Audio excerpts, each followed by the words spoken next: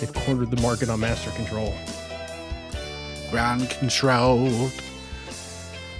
It's a major Dion. Take my clothes off. This cast. Doing this one naked.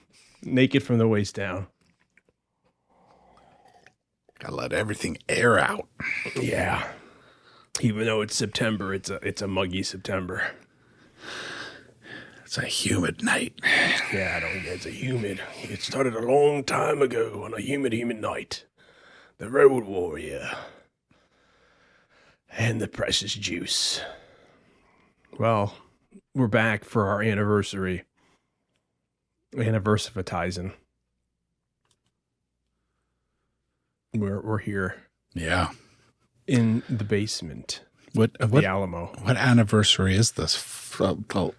9, 10? It's the 25th. 25th? Yeah. We've been doing this since 1995. Windows 95. Is this the 11th? 11. This could be the 11th. This could very well, 25. This is September 2025.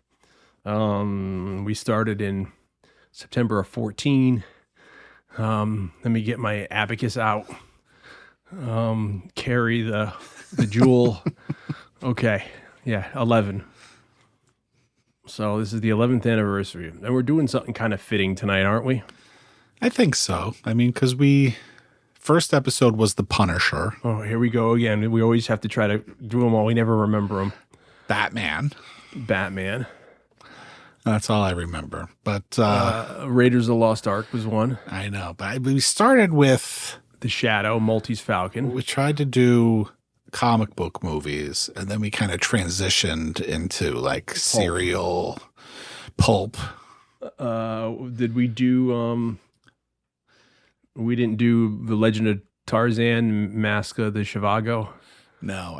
We did do it, but I don't think we did it as an anniversary episode. I'm not sure that we did The Shadow as an anniversary episode either. I thought we did because we talked all about it and all that because it fit into the pulp connection.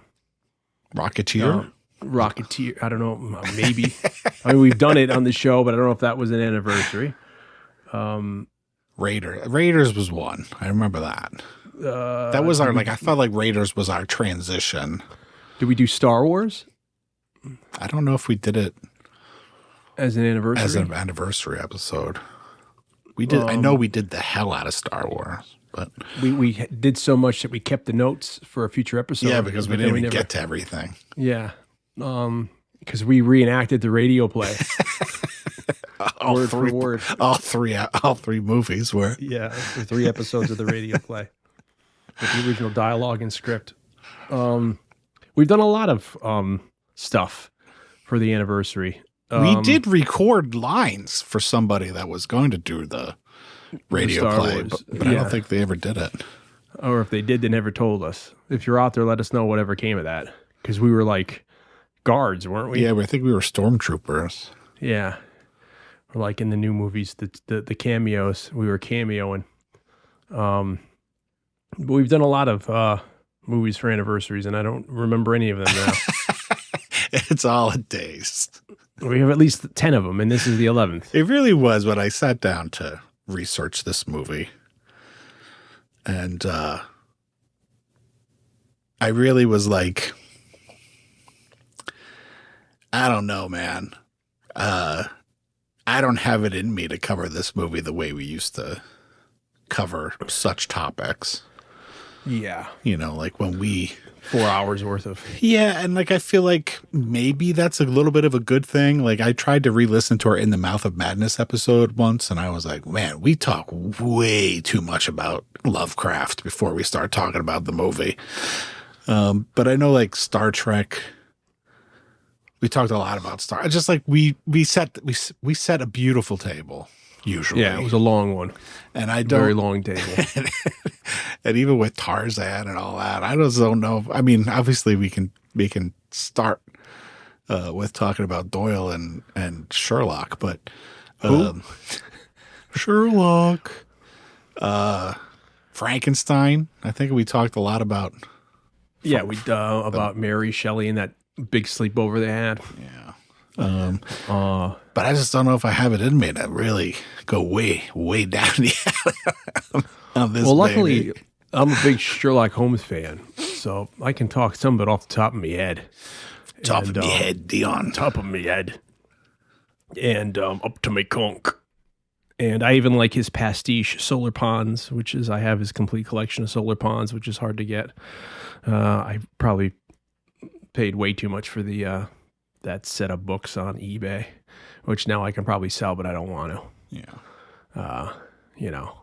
I will say before we get started, because it's fresh in my mind, and maybe you've watched it already, but for the people that haven't watched it yet, Beyond the Green Door. I just finished watching the BBC version of the show Ghosts, which is the original one, and it is very much worthwhile if people have not watched it. If you're watching the American one, you're really missing out because the BBC one is light years better than the American. It's like The Office. That's why I never watched the American Office, because the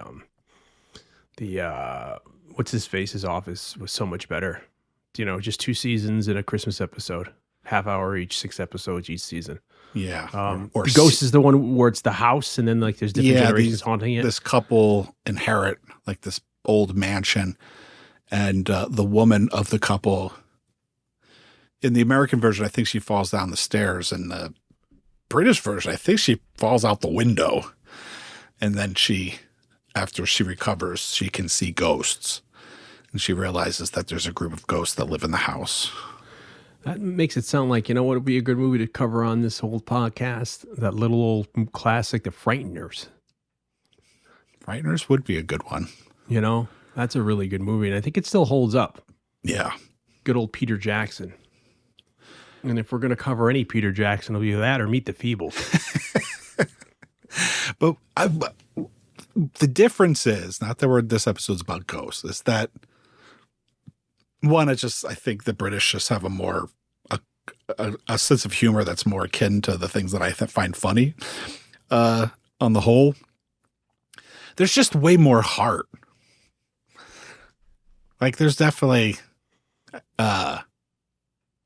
you know, I get all teary when I watch it and stuff. Like there's just a lot more heart. One, they created it's basically created by a group of people that's kind of like Monty Python. They're like a group called Them There. So it's a group of 6 comedians that work together, and they write all the episodes, and they created all these characters. And so 1, they write it all. 2, they're all really great actors. And 3, they infuse everything with, there's just much more heart. It's just more touching than, I don't know why an American sitcom doesn't do that more often, but. Well, that's what I enjoyed about The Office, because at the end of The Office, the finale of the Ricky Gervais one was that it just turned suddenly serious. No, I'm not saying what happens, but I mean, I don't know how there's so many seasons of The American Office. I don't know if they did the same kind of arc. Yeah. But it's a comedy, the whole, you know, and then suddenly you're laughing through the whole series at the uncomfortability of it all. And then at the last episode of the season finale, it turns suddenly serious. And then suddenly you're like tearing up for Ricky Gervais. You know, and you're like, oh my gosh, they've you know, schnuckled me. Yeah. You know, because you've been laughing the whole time. You didn't realize you kind of fell in love with these quirky characters, and then when they switch it up on you, you know, you're there already because they got you. You know, and we still from the British all the time, even going back to like Sanford and Son was like Steptoe and Son, and all these shows. You know, there's so many shows that we just take it, repackage it, and put it out here. Yeah. You know, and no one knows the wiser, like that Sherlock Holmes. But it's fun coming back to do the anniversary. Yeah. You know, September. I was just wanted to throw that out there because I just finished it last week, and I've been very sad that I finished that show. So it's been on my mind. How many things is it? 5 seasons or series, as they call them there. But so there's only I think there's only 6 episodes and then the Christmas episode for each of the series. That's another thing that the Americans don't do that the British always do. They always surprise you with a Christmas episode, which is always great, which comes around on Christmas time. So always have like Royal Family or some show, I don't know, like Bottom or and whatever it is. You get a Christmas episode. Although I don't know if Bottom has a Christmas episode, but it's always good that like it's always a standalone episode and it's always fun, and I always, it's almost like how their Christmas episodes always sometimes classically involve like ghost tales and stuff, going back to that. What's the Mel Torme song? Like it's the most wonderful time we'll be telling ghost stories. And it's like, what? Yeah. What does he say? We're going to be telling ghost stories around a campfire at Christmas time, and that was always a big hence of Christmas Carol. It's like, so they have that scary stories for Christmas time. And then they have like the comedy or the show Christmas specials, which are really good. So that's always fun, a device that we don't do too much over here. Yes. Except like in cartoons. But another wintry English tale is Young Sherlock Holmes. And I didn't realize it's a Christmas movie. So we could have been doing this at Christmas. We could have. Well, we'll save it. You know what? Yeah. Okay. Good night, everybody. We'll see you in 2 months. This is a movie I hadn't seen again since the 80s. When I moved to suburbia, we got the movie channel, and this was on the 86. This came out in 85. This was on the movie channel all the time. So I watched the crap out of this movie when I was little, and then I hadn't seen it again. So I remembered certain parts of it. And then, how we do these things, we both had the novelization, and I wanted to read the novelization. Then I had a dilemma before me. I was like, well, do I watch the movie with you and then go sit in the other room for 3 hours and read the novelization? So I read the go do your homework. I don't want to, though. I want to play with my Nintendo. My ColecoVision. So I read the novelization first, and then I watched the movie, and then trying to keep, and it's kind of interesting because there's a lot more in the novelization, as always. Yeah.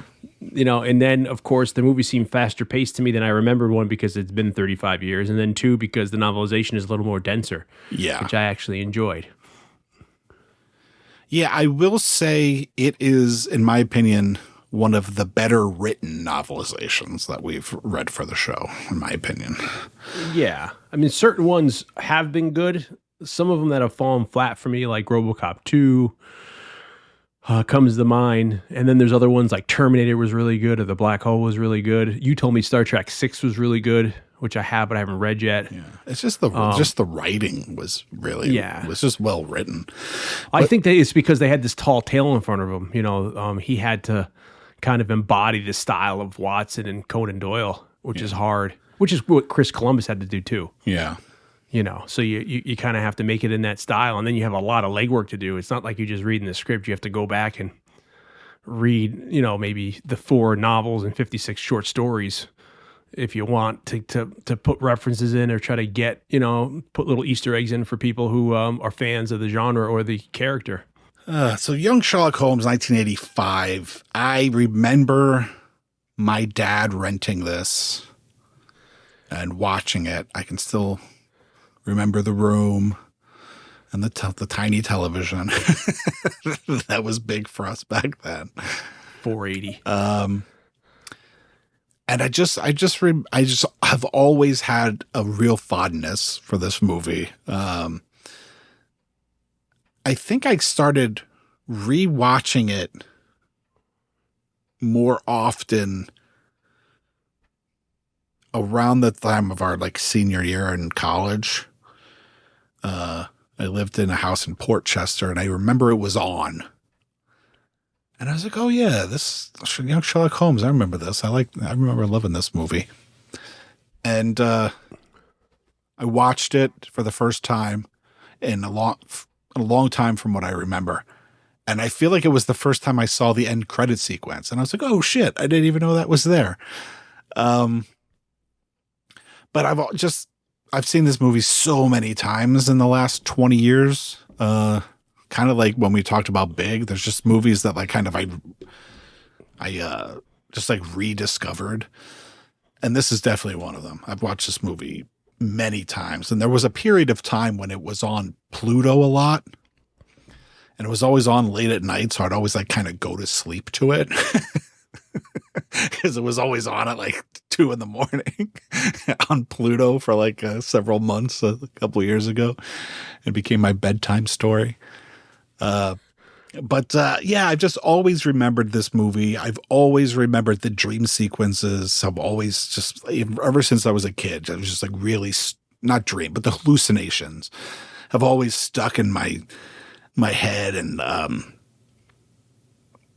not so much in a traumatic way, I don't think, just in a kind of a, like, man, that was weird kind of way. And so I've always loved this movie. And so as I rediscovered it, I've just kind of fallen more and more in love with it over the years, including the score by Bruce Broughton, who did most of the Quincy episodes as well, which I love. This was directed by Barry Levinson. He was just coming off of Diner and The Natural.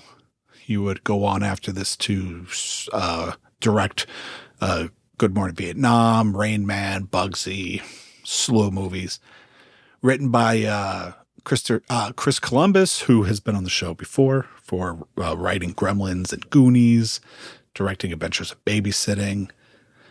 We've talked about Home Alone, about possibly doing Home Alone at some point.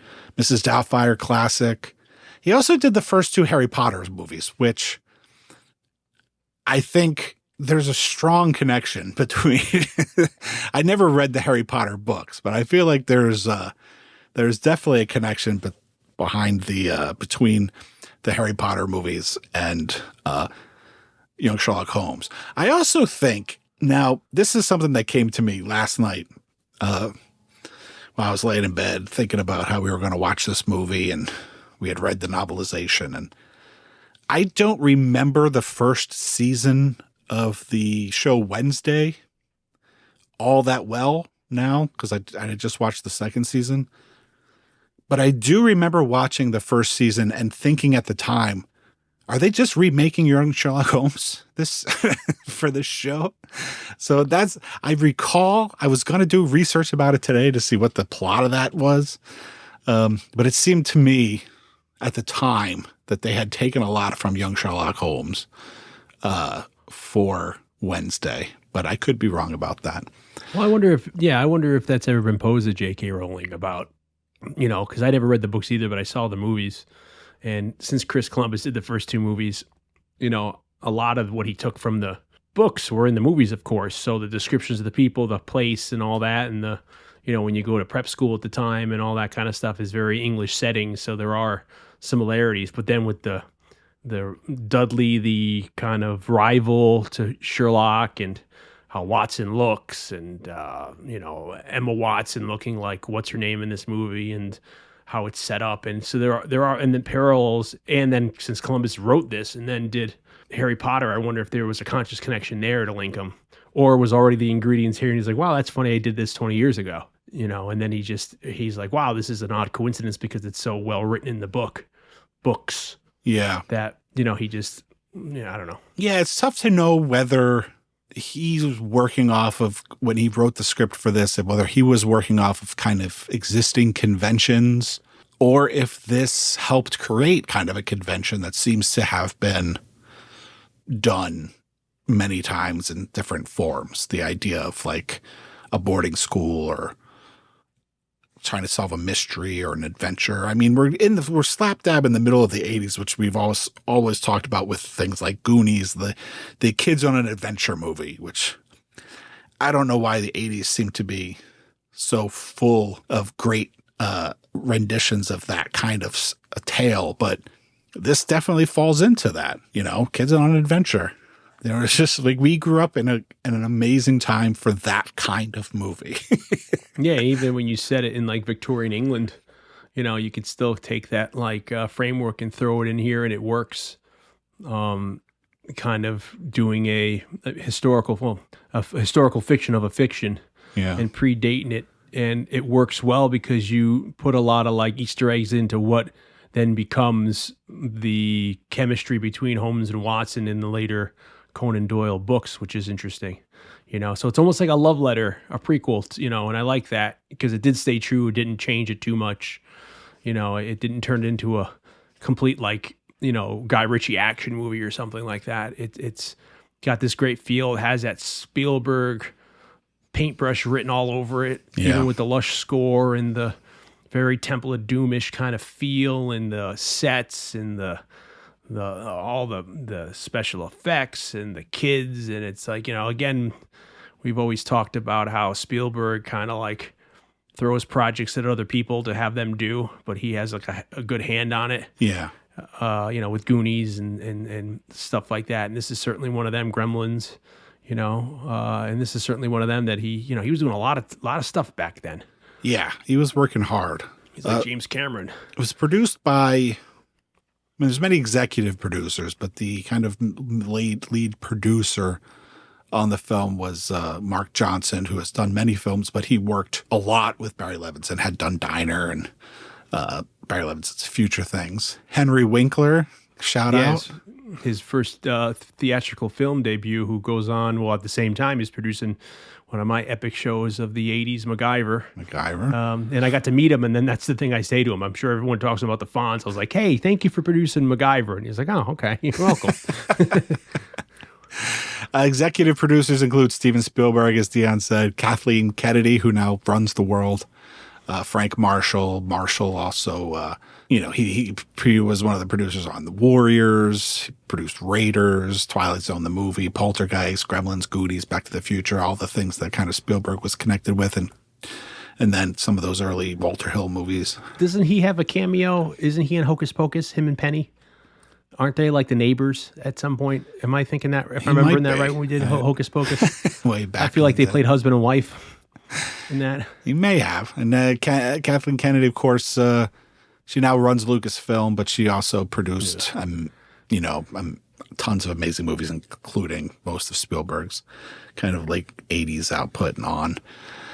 And then, like I said, the score, which is one of my favorite scores, kind of all time, by Bruce Broughton, who, obviously did things like Quincy and all kinds of stuff. But I think he did, we were talking about, I forget what movie we were covering, but I brought up a movie called The Boy Who Could Fly, which was directed by Nick Castle.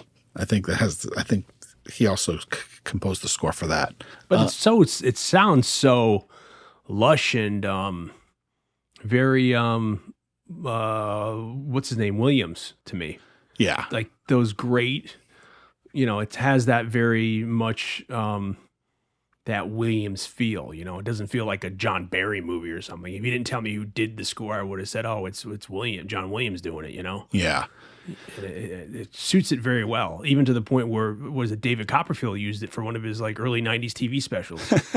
Yeah, it's a great score. There's also, like, watching it this time, trying to pay attention more to the score. There's definitely some familiar things, some kind of conventions that he uses that sound very familiar, but I love the theme. I love the kind of the Egyptian chant music. But I just love the score.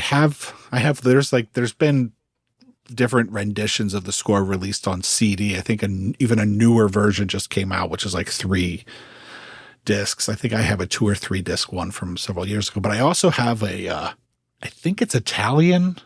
I have an Italian pressing.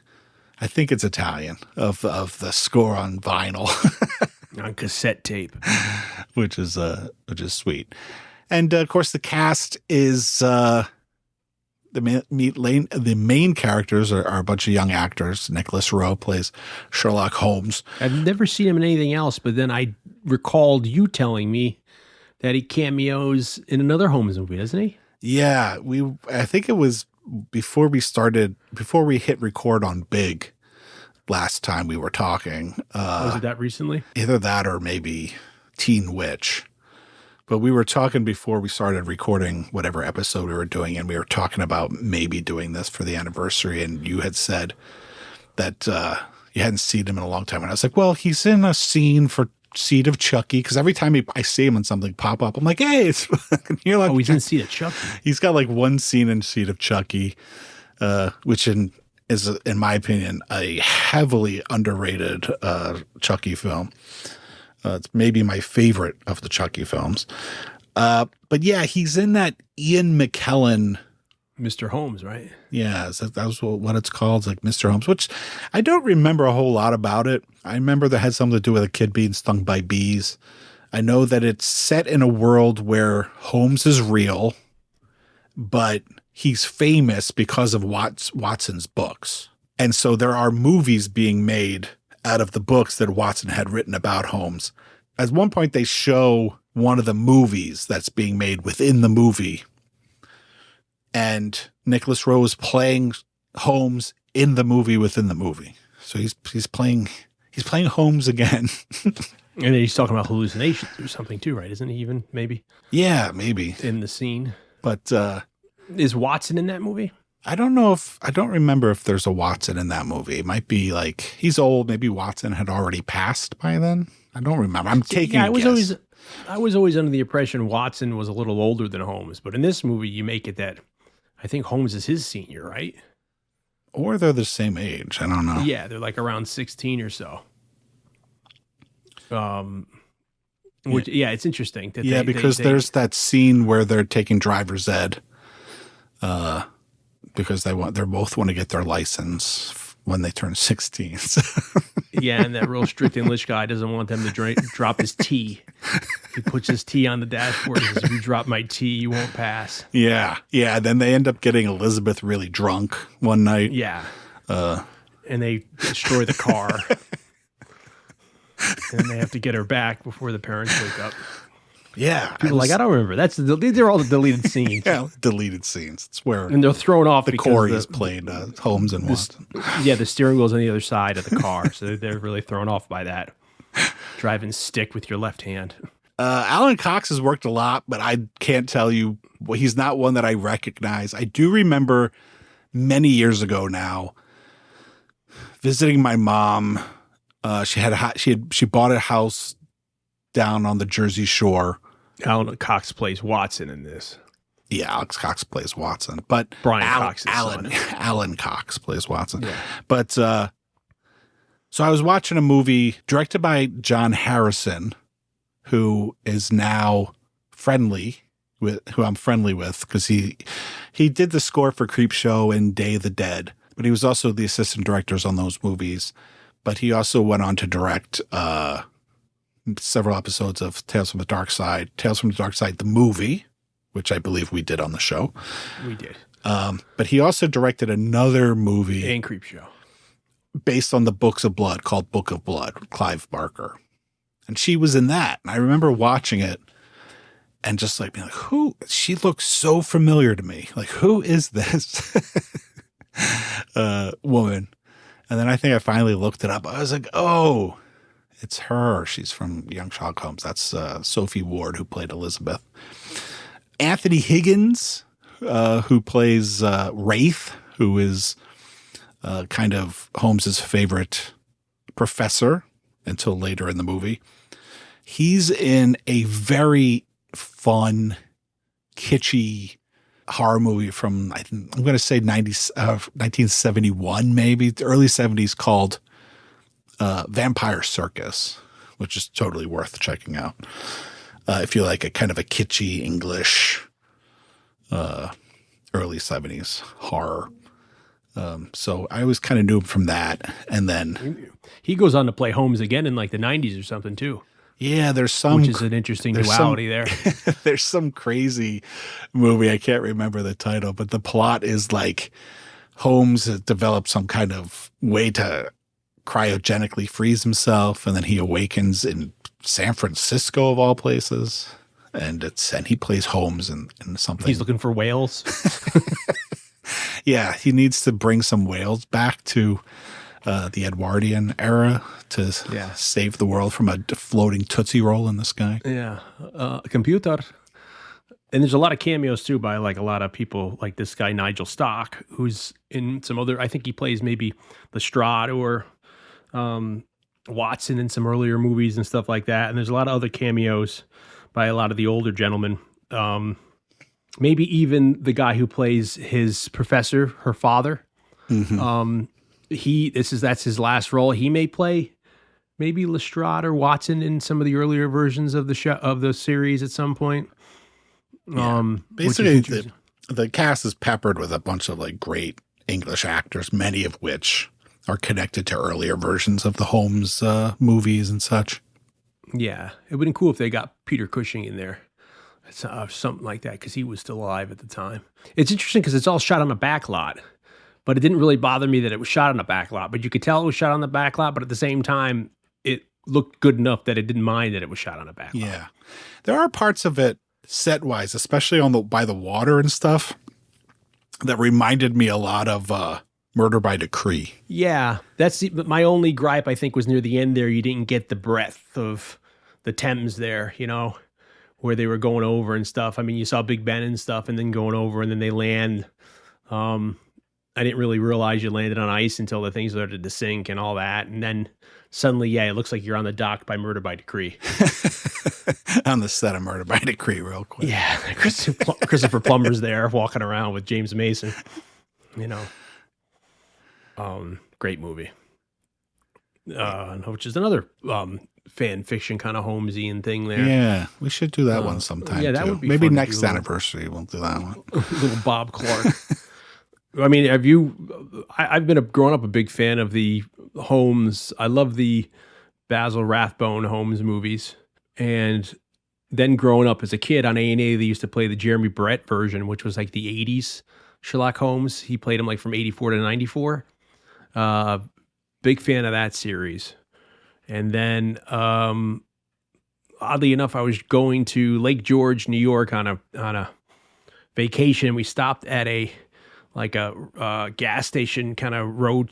What do you call that? Just like a pit stop kind of place. Yeah. And I, went in and, we were going to the bathroom and refueling, and then they had a McDonald's in there. And then I went into the gift store and they had like a turnstile of DVDs on sale, which I guess they kind of like maybe sell to truckers and stuff who have little DVD players. And I bought like a 3-pack of RoboCop for like $5, all 3 RoboCops on one DVD. And it had the entire run of the 50s BBC TV show of Holmes. The black and white, they had like a half-hour black and white TV show, which I knew nothing about. And I was like, oh, crap. So I got that, and that's a great little fun series. Probably public domain and stuff like that. Yeah. I bought that at first I thought you were like, it was one set, RoboCop and... Yeah, it's what a double play there. With 3 movies on one disc, and disc 2 is all the Sherlock Holmes movies. You get that on 87, I-87 going up like somewhere near Albany. I was like, whoa.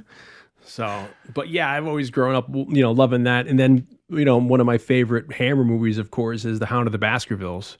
You got Peter Cushing playing him. Great little movie. And Christopher Lee playing against type in those kind of movies where he's like kind of the protagonist with Cushing. He's not really an antagonist in that. I love that version of it. But Holmes is a great character. And do you remember that early 90s TV show, a cartoon where there was like a futuristic Holmes? Do you have any memory of that?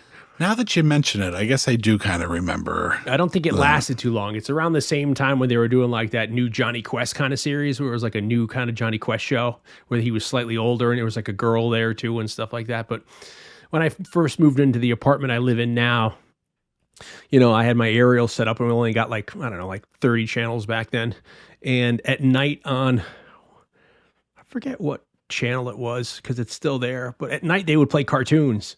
And they used to play like Lone Star. So I'm watching Lone Star. They would play the Ghostbusters, not the real Ghostbusters, but the other Ghostbusters, which we talked about with the monkey and stuff, we talked about that in the Ghostbusters show. And then the other movie, they play that Sherlock Holmes series, which I'd never really seen before. I was like, what the hell is this? And I was watching that, and it's like a future. It's kind of like Punisher 2099 or something like that. It's like he's like in the future, and I don't know, it was really weird. Like he, again, cryogenically frozen, woke up, and he's now fighting crime in the future. But it's odd. It's a odd character where he's been around for so long, and he might be the most popular or played out character in a sense where like people thought he was real at some points. Yeah. Which I find astounding. Like it's almost like I guess maybe what some people think Indiana Jones was from the 30s or 40s. Yeah. Maybe we broached that subject when we did the Indiana Jones movies, but like Holmes is really well known. Have you been to the museum? In London? Yeah. Yeah, I went to the Baker Street place. Benjamin, I bet you bought you back that little whistle. And Oh, you're like, that's it's a where little you got it rape from whistle. Yeah. Yeah, I there's got to go. a That's nice. at was it? What's the Baker address? It's 221B Baker Yeah. Street. So there. at You get off at the- 221B Baker Street, for real, Yeah. they have a museum, which on the first floor is like a gift shop, but the actual house, which is, you know, They did like an apartment mock-up. it's like but they actually have it. It's Holmes's apartment. So you can go in and it's like, there's his bedroom and there's Watson's bedroom. And when you walk through it, and then at the very top floor, I feel like there's not skeletons. There's like mannequins with costumes and stuff and trying to play off, certain scenes from or events from the stories. But the first couple of floors, they play it off and you do kind of lose perspective for a second, because you do feel like you're in the Anne Frank house or something, like your disbelief is suspended in a way that like, oh, like, wow, this is where Holmes lived, or like, because like I've been to like some of the Edgar Allan Poe houses and stuff, which he actually lived in, and you're like, oh wow, this was Watson's room, and then you're like, oh wait, they're fictional characters. What am I talking about? Well, I guess they used to get real mail there for years and stuff like that because people thought it was real. So I think maybe in the 40s, they kind of just made the address and they kind of, really put the 221B there.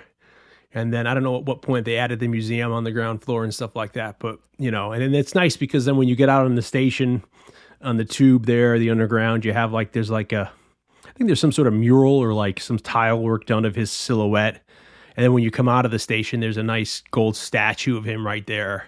And it's right around the block from the station. It's like the block over is Baker Street. You take a right and you go down halfway in like the middle of the street there. It's right there, which is really cool. And it's within walking distance of Selfridges. Yes. Yeah. Which was And I think the another. next stop, it might be the Paddington line. I might be wrong, but if memory serves, you can, I think Paddington is around there too, the Paddington station. For all those Paddington Bear fans. Yeah, I don't know. Should we talk about the books or should we just dive into the movie? Well, I mean, I could do a brief synopsis of a sense where, Sir Arthur Conan Doyle was a doctor and he was writing a bit. And he's born 1859. And he writes some short stories, which I don't think get really big coverage until he starts writing the Holmes character. But one of them, which is interesting, which I didn't know, was a short story which kind of turns into the Mary Celeste kind of mystery that a lot of people, the Mary Celeste, which is the story of that ship that was found with nobody on it. Oh yeah. So it's like the Flying Dutchman kind of a story, and it's a true story. I forget where it was, but they found this ship just floating with nobody on it, and everything seemed like in perfect shape, but they don't know what happened to the crew to this day. It's almost like an In Search Of. So I guess that happened around that time. So he wrote the short story to that, and that kind of went on to like create the myth that people know of the Mary Celeste. And then he's going to be a doctor, and then he starts writing on the side because I think his practice isn't getting enough work. So like when he's just hanging out, he just starts writing on the side, and he starts doing this character of Sherlock Holmes and this deductive reasoning. Because if you think about it at the time, you're in the Georgian stage because of King George, which is like from the late 1800s to like 1850s or so, I think it is, which is kind of coming up to the Industrial Revolution. And at this time, you have all these things coming out. You have the advances of the light bulb. You have the telephone coming out. You have the bicycle, horseless carriages. Daimler-Benz is making a motor. You have the transatlantic cable coming in. You have the phonograph. The scientific method is coming into play here. Incredible medical advances. You have Darwinism and evolution. So you're in the heyday that's like the height of the English era that brings us into the Victorian era. And that's what Queen Victoria is there, which leads into the end of the 1900s, almost to the 20th century before we hit the Edwardian era, which is only for, I think, like 15 or 16 years, which leads up right to World War I. That's when the Edwardian era ends with kind of symbolically with the sinking of the Titanic. And so at the height of the the Georgian and Victorian era, it's like, the British is at the most, the grandest they're going to be. They're the number one country in the whole world. They're on top of everything. You have, at the time, I think of 1870 or so, around this time, like 80% of the books that are put out are like religious books. So people are very religious, it's what a gentleman is and all this kind of thing. But there's that disparity of the lower class and the middle and the upper class. So there's like those, which you read in like Dickens books, like David Copperfield and stuff like that, where you have this huge problem with poverty and all the stuff going on in the London East End that gets to like Jack the Ripper and stuff, and all these people begging for food and working in these terrible sweatshops. Or you have the posh era of the gentleman stuff and all that. So I would say he writes Holmes as the perfect kind of like English gentleman. And he gives us Watson's like the everyday man who's like us, to show us who Holmes is. And Watson is kind of a guy who ends up in the stories, documents all these cases that he follows Holmes on. He kind of becomes his biographer in a sense. And Watson's story is he's a medical doctor who goes off and fights in the Afghan wars, where we're fighting against Russia for Indian territory that they had at the time, because the British had like their colonies over there for the ivory and stuff like that in the area of India. So they're fighting the Afghan war, and that's where Watson, as a doctor, is wounded, and he almost dies, but he's carried off the battlefield and he recuperates, but he can't fight again. He might have a limp, and he's sent back to England. And because he's then in England, he really has no place to stay. And this vicariously in the books is how he ends up meeting Holmes, because a mutual friend says, "Oh, you're looking for a place to stay. You're kind of, you're a pensioner. You don't have a lot of money. You need a place to find, room and board with somebody." And he introduces him to Holmes, who's there like doing an experiment at the college. And then they become fast friends. Holmes is like, "Yeah, you can move in with me on Baker Street because I need another board or two. We have a person taking care of me, I forget her name, Mrs. something, who oversees the place." And that's how the friendship develops. So that spawns the whole thing of this amazing detective. And it's funny because I think the first story, which is a study in Scarlet, which since the American colonies in the Americas were very popular at the time, I'd say like 1 out of every 5 Sherlock Holmes stories has a reference to America. And even the first one, A Study in Scarlet, has something to do with Mormons. And you find out later on that Brigham Young in Utah and all that, there's an angle of that story that takes place in America. And you see that a lot, in the colonies. Stuff happens when they unravel the crime. There's a connection to the Americas and stuff. So why did I bring that up? Oh, for A Study in Scarlet. I've lost my train of thought. That's the first appearance of the two of them, and that kind of puts it together. I think it's in that Watson references Edgar Allan Poe's Auguste Dupin, if I'm saying him correctly, which is people know is Edgar Allan Poe was the first person who kind of created in the Murder at the Rue Morgue the kind of detective as we know it, the one who solves the crime fighter. And I think Watson even brings that up to Holmes and says, "Oh, you're like Poe's Auguste Dupin." And he's like, "No, he's inferior to me," or he makes some sort of outlandish comment. So it's kind of funny that he kind of almost gives that as a caveat. So even though Holmes is much more famous as a consulting detective or a detective, Poe is always recognized usually as the guy who invented that private detective kind of a guy. Yeah. And then you get all these kind of other stories like A Scandal in Bolivia, which is like Holmes meets this opera singer, which is like his one love and all this kind of thing. So I was trying to figure out then how would this movie, Young Sherlock Holmes, kind of fit into the mythology there, because they're not supposedly able to meet until much later on. But in the novelization, Watson, who of course is giving us the story, as in the movie, he kind of alludes to, well, I was hanging out with the wrong crowd and since we ran in different circles, I guess, doesn't he say this in novelization? I should have spent much more time with Holmes, but I didn't, except for this adventure. So they kind of they drift apart after this adventure. And then that's how then they rekindle their relationship in, I guess, proper chronological order of how Conan Doyle did it. Yeah. So it's interesting how Columbus kind of weaves all this in and adds all these Easter eggs, which we can get to as we continue with the plot of the movie, that kind of it's to me, it was a very faithful rendition of doing this. And it was a well researched kind of a thing. And it's a really good nod, probably because of Spielberg coming on board and having a very predominant Sherlock Holmes historian read the script over and give us notes. And then they had a prominent English novelist also look at it and talk about, okay, let's see here what can be changed or what's different. Because by the time this takes place, this story, Young Sherlock Holmes in 1870, while they're in college, I think it's 1883 maybe, or is it 1880? I think it's 1887 that the first one, A Study in Scarlet, is published. Yeah. And then you go for 5 years. Then in 1893 is when you have the story, which I forget the name of the darn thing, where he has Moriarty come out and then they battle and they go to I think it's the Rhinebeck Falls. And Conan Doyle is getting so famous at this point, he's getting a little annoyed because he wants to write other things, which is you always hear with these people who are, their creation overtakes them or surpasses them. So he ends up killing off Holmes and Moriarty at the same time when they're fighting on top of this falls. They fall into the falls.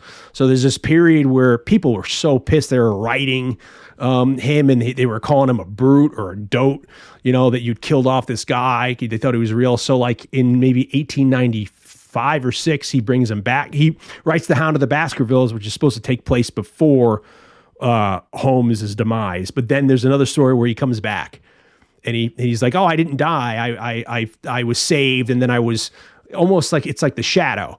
He goes to the Far East and he's studying in Tibet and he does all this kind of stuff with mystics and doing undercover shit out there. And then Conan Doyle continues writing, I think to the last story is like 1927. I think he dies in 1930, Conan Doyle. So it's interesting as it goes on because these stories, as I said, you get into the Edwardian period and then kind of like the decline of that British rule in America kind of comes out with World War I as we're like the top dog in the world. You kind of start seeing by that point, all these novels are taking over. Dickens is huge in the Dickens dies in like 1870. So over the course of his writing these years, you have the fiction novels start coming up and religious isn't going as much, selling as novelization. So by the time of the end of the century into the 20th century, everything like Bronte's or all these other novelists are now fiction is a huge environment. And at the same time, it's the start of the pulp era in the 1870s, 80s, 90s. So Sherlock Holmes, although he's not he doesn't know anything about literature and all that kind of thing. We can get into that later. The one thing he does read are those, penny pulp novels, which are all like the true crime stories. He's always up on like that stuff. So he knows about, what's really going on. He studies all the real true crime murders, prisoners, and all this kind of stuff. So he can have that knowledge when he's doing his deduction, which I find is interesting because that kind of ties all us into what we've talked about in the past on this show of like the advent of the dime store novels and the pulps and all that kind of thing. And that kind of veracity or the kind of appetite people have for the pulp era where you get all these stars and these people who end up being like kind of pastiches of Holmes, which we get into the 20s with the Shadow or various other kind of people that like Edgar Rice Burroughs are writing and stuff like that. So that's my little quick summation of Holmes. And I remember years ago when we were maybe back in college, I don't know why I have the memory of it, but I remember us walking down 48th Street and we were discussing Holmes.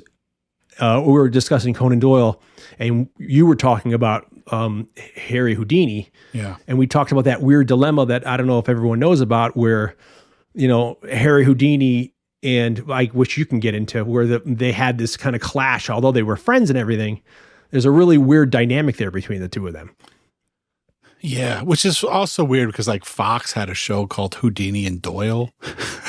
Oh yeah, when was that? For like a because I feel like that was before we were talking. I mean, I feel like that was after we were talking about that was maybe like 12 Another idea years they ago stole from us. It was like 12. That was like 12 years ago or so. And every time I would see that, it was, I always think of like law firm, like Houdini and Doyle. Injury attorneys. I mean, basically they met and they were friends, but I don't know if we should get too far into this, but basically, just the weirdness of it. Houdini basically, I think when his mother died, and I could be mistaken, but I feel like he felt like he got swindled by like a medium or something, and he vowed, because he could see because Houdini was an illusionist and an escape artist, but because he understood magic or the world of being an illusionist, he could see that in those teens the idea of mediums and psychics, there was a big spiritualist movement. Yeah, in that time, and you kind of see that with that movie they remade, Nightmare Alley, with the clairvoyance. That was huge at that time in the beginning of the 20th century into like the 30s. Yeah, they're also kind of both characters in that movie about the somebody photographs fairies. Harvey Keitel. Oh, with Harvey Keitel's in that. Yeah. He plays Houdini, and I think I've been to that. That's in Scarborough. David Warner plays.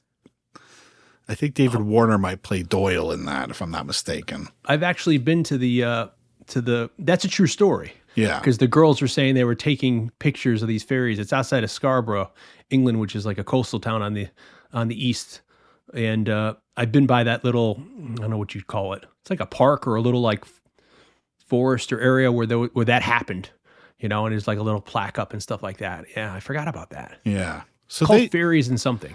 For some reason, someone who was a doctor and wrote the most like methodical, science-based character, Doyle was very much interested and kind of preoccupied with the world of spiritualism. I think he believed his wife might have been a medium. I'm going off the top of my head here, so I'm sure some of you listening probably know way more about this than I do. But so it was like Houdini was the skeptic who kind of dedicated his life to debunking these people who were claiming to be able to speak to the dead. And then you had Doyle, who was a true believer, and they clashed often. They butt heads over it. There is for people that don't know, Houdini died because there was some kind of athlete, maybe a football player or something, came in, and Houdini was known to let people punch him in the stomach because he had such strong abdominal muscles from his escapes and stuff. And so he would let people punch him in the stomach. And this guy came in who was a big athlete and punched Houdini in the stomach when Houdini wasn't ready. And Houdini, I think, did the show. Yeah, his appendix ruptured, but he didn't realize it at the time. So he was backstage in the dressing room, and then he went on with the show. Yeah, but then I think after that was taken to the hospital and then died on Halloween, like the next day or a couple of days later, because it ruptured his appendix. There is theory that Doyle put that guy up to it. Wow. See, I didn't know that. Yeah. But I remember Houdini told his wife at the time, he's like, because it wasn't like Houdini wasn't a disbeliever in it. He wanted to believe, but he wanted to believe in it, but he couldn't find anybody. So he spent his life trying to find somebody that could do it. But by trying to find somebody that could do it, he was debunking everybody that was faking it. Yeah, exposing all these charlatans who were like using their toes to write on chalk a message or whatever. And I remember him saying to his wife, he's like, if the spirit world is real, I promise you, like in a year from when I die, that following Halloween, if you do a seance, I will contact you. And I think maybe the rest of her life, or they did it every Halloween. Yeah. Yeah. She would try that to try to reach Houdini.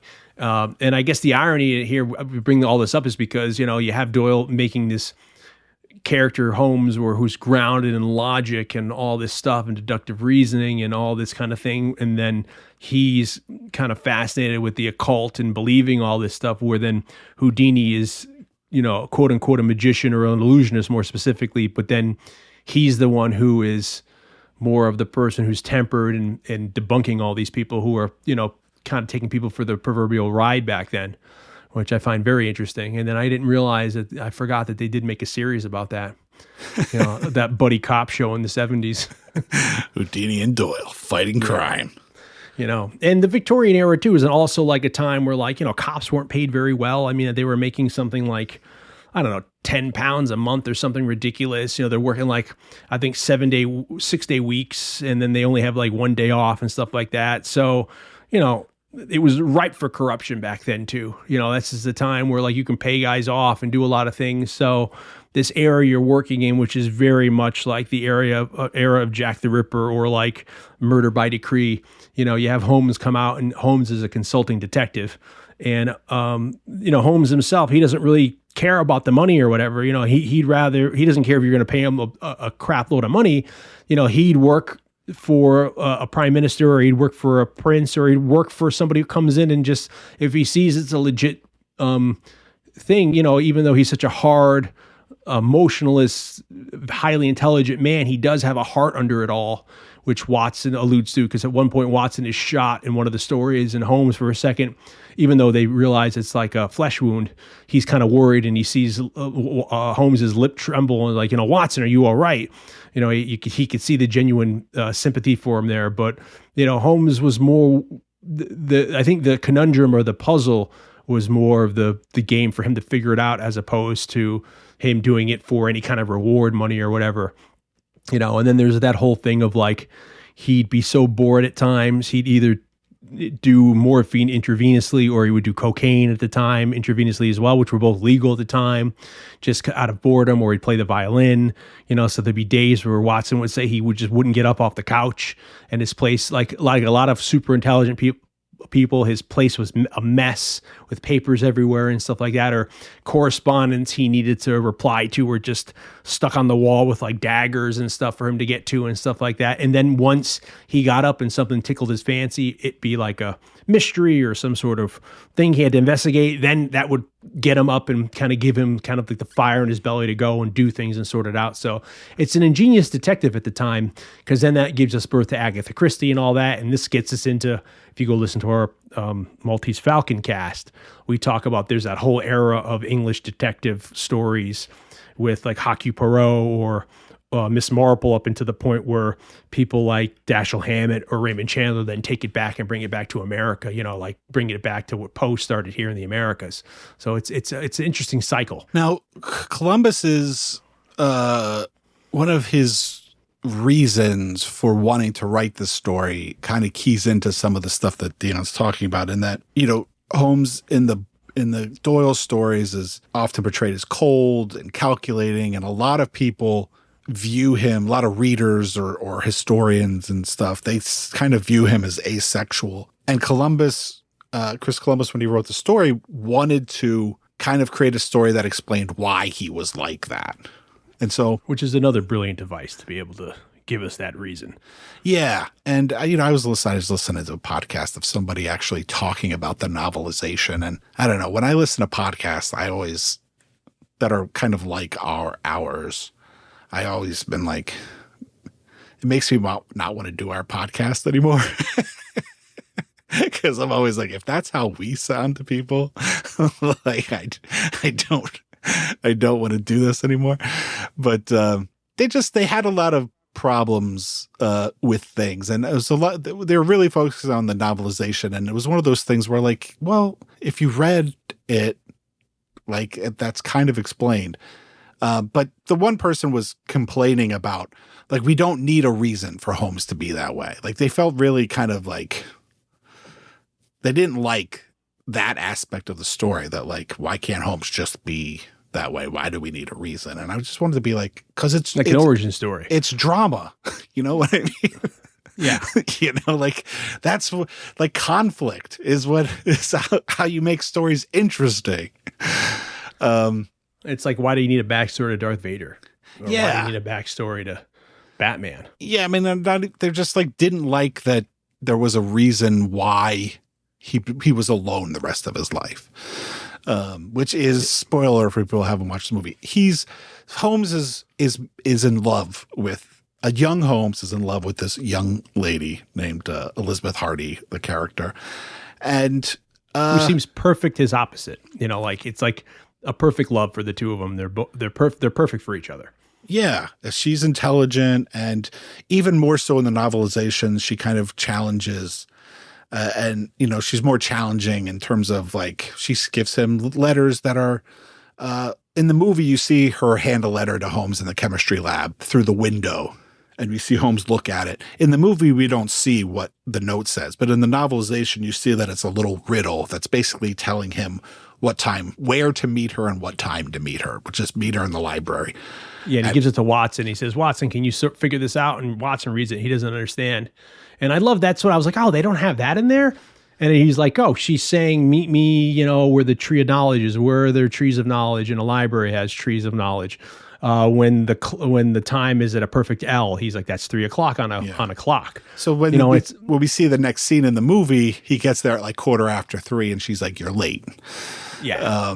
And then at the end of that scene of the novelization, since he's so bored in the chemistry room, he does this thing and he explodes the chemistry set. And then the guy's like, Holmes! God damn it, Holmes! God, you fucking piece of shit! And then they get out of there, and then they race to the library, and that's how, you know. And I kind of missed that in the movie because I thought that was cooler to show that like she's trying, or you know, she has that aptitude he has. Yeah. You know, that aspect of the novelization is because ultimately, and it's not surprising. One, it's the mid '80s. Two, it's about a story from 1870. It's about, you know, it's a story that takes place in 1870. Ultimately, Elizabeth becomes a damsel in distress that needs to be saved, which I'm don't sure they all, as a sexist would say, which I'm sure by today's standards is not that interesting of a story to tell, but. That's it. Look, it's a product of its time, but she's a good character. She's a great character. Again, even a bit more so in the novelization, but we see that she is an active participant. She's a good foil for him, and she loves him. And to the story's credit, though, it's not her being a damsel in distress because she's stupid. Yeah. It's she's hypnotized and taken away. You know what I mean? It's not, she's like, you know, she's kind of, drugged in a sense by the hypnotist aspect of it. So it's not like she's stupid and written as an idiot blonde. No offense to blondes or whatever, the stereotype. Yeah.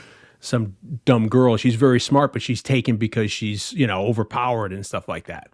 So I do give the movie or Columbus script credit for that. Yeah. That it's beyond her control, that she's overpowered because she's a 15-year-old, you know, who's taken by adults at the end of the movie. And is needed to, you know, fulfill the remainder of the script. Okay, so now that we're like 2 hours into this, let's talk about the plot. In a nutshell, there is a cloaked figure shooting blow darts at people that are causing them to hallucinate, which ultimately, through the act of the hallucination, they end up kind of killing themselves or putting themselves in danger that kills themselves. Meanwhile, at the school, Watson shows up for his first day. The school he was previously at closed down because of funds, some kind of budget problem. Yeah, he was up at a school up north, close to Scotland, in the north of England, comes down, and he's transferred to the school probably mid-semester, right? Because this is near the end of the first semester. It's like around the middle of December. So he comes down, he's a new kid in school, and then he's puts in a bed next to Holmes in the dormitory. Yeah. So he meets Holmes. And that's how we're introduced to Holmes, who is upset that he's not good at the violin and he should have mastered it by now, but he's only been playing it for 3 days. He also deduces things about Watson that, you know, are very much Holmes. I think there's a little nod to the fact that in the books, from what I've learned in research and listening to things, Doyle was not very worried about continuity when it came to the Holmes books. And so sometimes Watson is named John and sometimes he's named James. So there's a little nod to that in his wife calls him James sometimes, and they say that might have to be with his middle name, I think, is H. Yeah, Hamish. Yeah, and then that is what why she calls him James, which is, I guess, believable in a sense because growing up, my dad's name is Pat, but my mom would call him Phil, and I'd be like, "Why are you calling Dad Phil?" And he's like, "Well, one time he went to like a company barbecue, a friend's company barbecue. I might have told you the story, and they wanted everybody had to have name tags on, and he didn't want to give him his name, so he says, "All right, my name's Phil Coe." So he walked around all day with Phil Coe on his name tag, and then that's why she started calling him Phil. Yeah, my people would come over my grandparents' house. When I was little, before I moved to the Albany area, when I lived in Philadelphia, I spent a lot of time on my grandparents' house because my mom was a single working mom, and people would come over and call my grandfather Jimmy, but his name was Vincent. And I think I remembered asking him why. And there were people that knew him from, like a long time ago. And I'd be like, why do they call you Jimmy? And he's like, well, because Vincent was too hard to pronounce or something. I don't know. It was some silly thing. I don't like Vincenzo or, but yeah, I don't know. Sometimes there's people call me Jake a lot because of the J Blake. They combine that. So I get called Jake a lot. And my grandfather's name was Louis Steven, and half his friends called him Louis, and the other half called him Steven. Yeah. So, and it's just Steve, so it's like, oh, are we talking about the same person here? And you realize, oh yeah, so. But Holmes gets kind of interested. He starts seeing in the newspapers, and Elizabeth is a girl who lives at an all-boys school because her parents died, and she lives with her uncle, who was like the former headmaster or something of the school, who lives in an attic of one of the buildings. And so she lives there with him. And so she's the only girl kind of on campus. And he sees that her uncle has these newspapers things, and he's been circling these stories about people dying, these kind of like unexplained deaths or odd suicide. And so that's how Holmes gets kind of interested in this plot. And so it becomes this kind of like murder mystery. And Holmes looks up to the father because he's very smart, eclectic, or kind of very not eclectic. He's very what's the word I'm looking for? Well, eccentric. He's eccentric, and he's a tinkerer. He's always building like contraptions. He's kind of like he's Holmes is like Doc Brown. Yeah, and he's like, I found it, and he's trying to master flight. It's like Great Scott. Yeah, Great Scott. Who's the head of the church department? Jack Betty. So yeah, he's like, I've learned from him. I've learned what I've learned from 10 professors or something. Yeah, he's like feels like he's learned more from her uncle than he's learned from all the classes. It doesn't help that she's really good looking, and she lives up there with him, and he's spending all the time there for probably dual purposes. So they have this affinity for each other. Yeah, and Holmes also has kind of a closeness, a friendship, and I think a little bit of admiration, or looks up to another professor there, played by Anthony Higgins, who's Wraith. And so he's kind of like a young, handsome guy, and he clearly has he likes Holmes, and so Holmes has this nice little kind of like and Wraith is also like the head. He teaches the fencing classes. He's very muscular and fit, and he teaches the fencing. And Holmes is like the best fencing person on, because of the classes and stuff like that. So you can kind of see why he leans towards the uncle, but then at the other time, the masculine figure Wraith. Yeah, you could see why he's like his Stallone. Yeah, or his very Eastwood, much like Elizabeth's uncle is very much. Probably he looks at him as like a father figure, and he looks up to him as the intellectual, and wants to aspires to be him, be like him in that way. But when he sees Wraith, it's probably more of like, this guy's cool. Yeah, like you look up to your big brother, or he's the cool guy, and and he aspires to be like him. And you can tell Wraith has an affinity for him, so we see him. Yeah.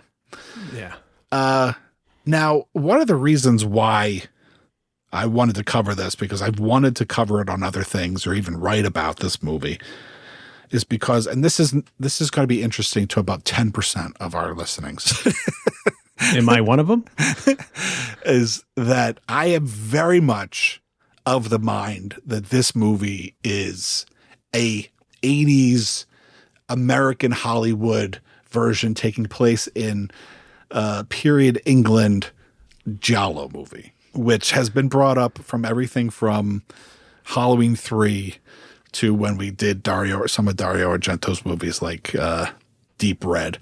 And also I'll keep this explanation kind of brief because, like I said, I know a lot of people aren't interested in that. And it makes total sense because in a nutshell, giallo means yellow in Italian.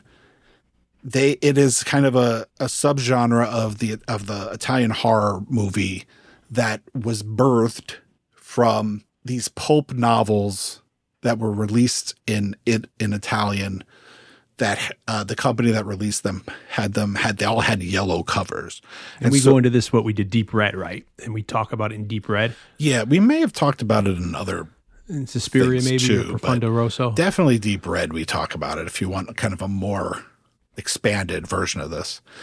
And a lot of that started with like Italian translations of like the Agatha Christie stories and stuff. So it's kind of fitting and it makes sense that Holmes, who birthed kind of the detective story going forward, we obviously Poe, but Dion, you rewind this about 20 minutes and you hear Dion explaining all of this. So Mario Bava does the first movie that's considered a giallo movie, which was, I think it's The Girl Who Knew Too Much, and I think the alternate title is Evil Eye. And as I've said in previous casts, it's a really interesting movie to watch. John Saxon is in it. That's not why it's interesting, but love John Saxon. It's like if Scream was the first slasher movie. It's like if Scream talks about the conventions of the slasher movie. That's exactly what The Girl Who Knew Too Much does. It's a lot about a girl who's obsessed with these novels, who then is experiencing this in real life. And so she knows the conventions of what happens in these kinds of stories. But basically, in a nutshell, these giallo books and then giallo movies are whodunit stories. Does Hitchcock have any kind of foundation of doing some of these as well, or no?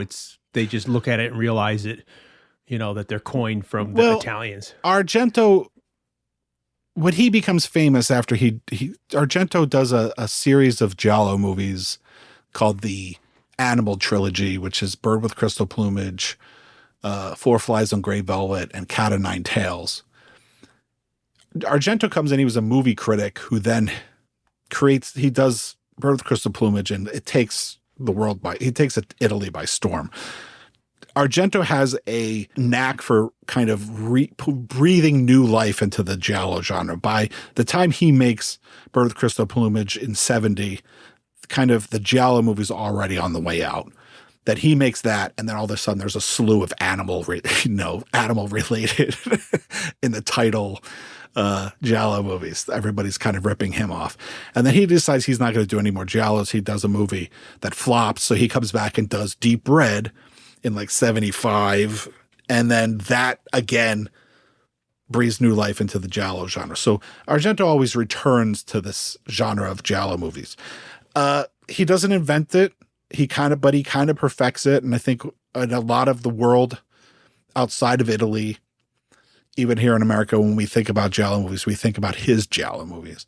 But they're basically whodunits, and that's what we have here, which a lot of movies are. And that's not the only thing that makes a story a giallo story.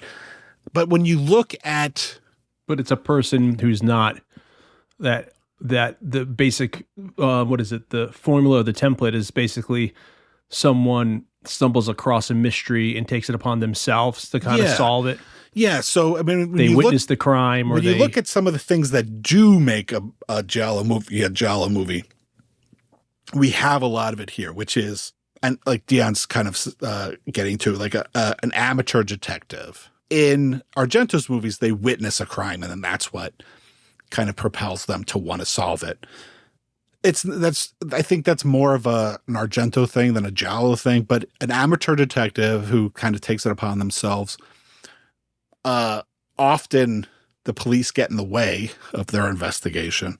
Crazy, elaborate, like murder scenes, which this movie is about as batshit crazy as you can get when it comes to that, with the hallucinations and stuff. And that's why I think, if for no other reason, I feel like that this really kind of goes full into the, like that, like it's spectacle. These murder death sequences, they're definitely, they're fantastic set pieces of the movie. Yeah. And I think they've aged great. You know, I think to me, it felt very 90s, you know, I mean, none of the hallucination sequences I felt looked dated in any way. Even the splendor, what we'll get to, of the church sequence. Yeah. I mean, even the beginning is very, to me, like Joe Dante. Yeah. Like the gentleman, opening scene with a guy in the restaurant, you know, it's so, we can get into some of those in more detail. I'm sorry, because they are fantastic. You know, obviously it's usually a masked, or we don't know the identity of the killer, gloved, which we have here. The person's gloved who's doing the murders. And there's just a lot of those little things where I think it really kind of nails it. And for other reasons that we don't need to get into, and you should listen to the Deep Red cast if you're interested in this aspect of it. Basically, a giallo movie, what's going on, the reasoning, what's happening, often doesn't really make any sense. It's kind of like an afterthought. And I feel like this part of the Young Sherlock Holmes, like, certainly feels very giallo. When we finally realize what's happening and why, the whole explanation is one scene long of just dialogue that's split up with someone, you know, going into a hallucinogenic rage because they think they're being burned alive. So it's even hard to follow because it's being split up by that. And I think what helped me was reading the novelization first after all these years.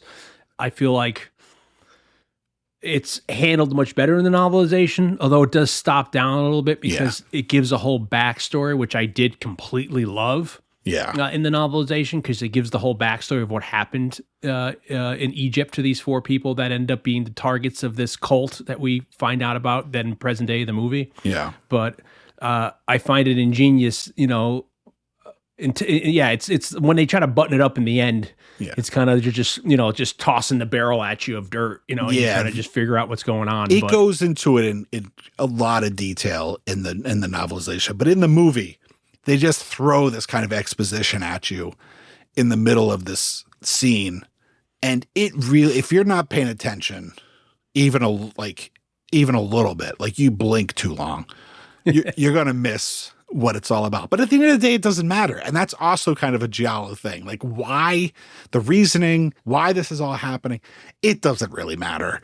It's just the MacGuffin as to like what's pulling us through the story, which is like, which feels very much like a giallo movie. And we go into the reasons why those stories didn't make sense and it had to do with I was going to say in the Deep Red cast, we go into detail of why the Italians plotted it that way in cinema. It all has to do with that TV was not really a thing until much later in Italy. So going to the movies was a very social thing. And so people would talk while they were in the movies, like eat and have wine and talk.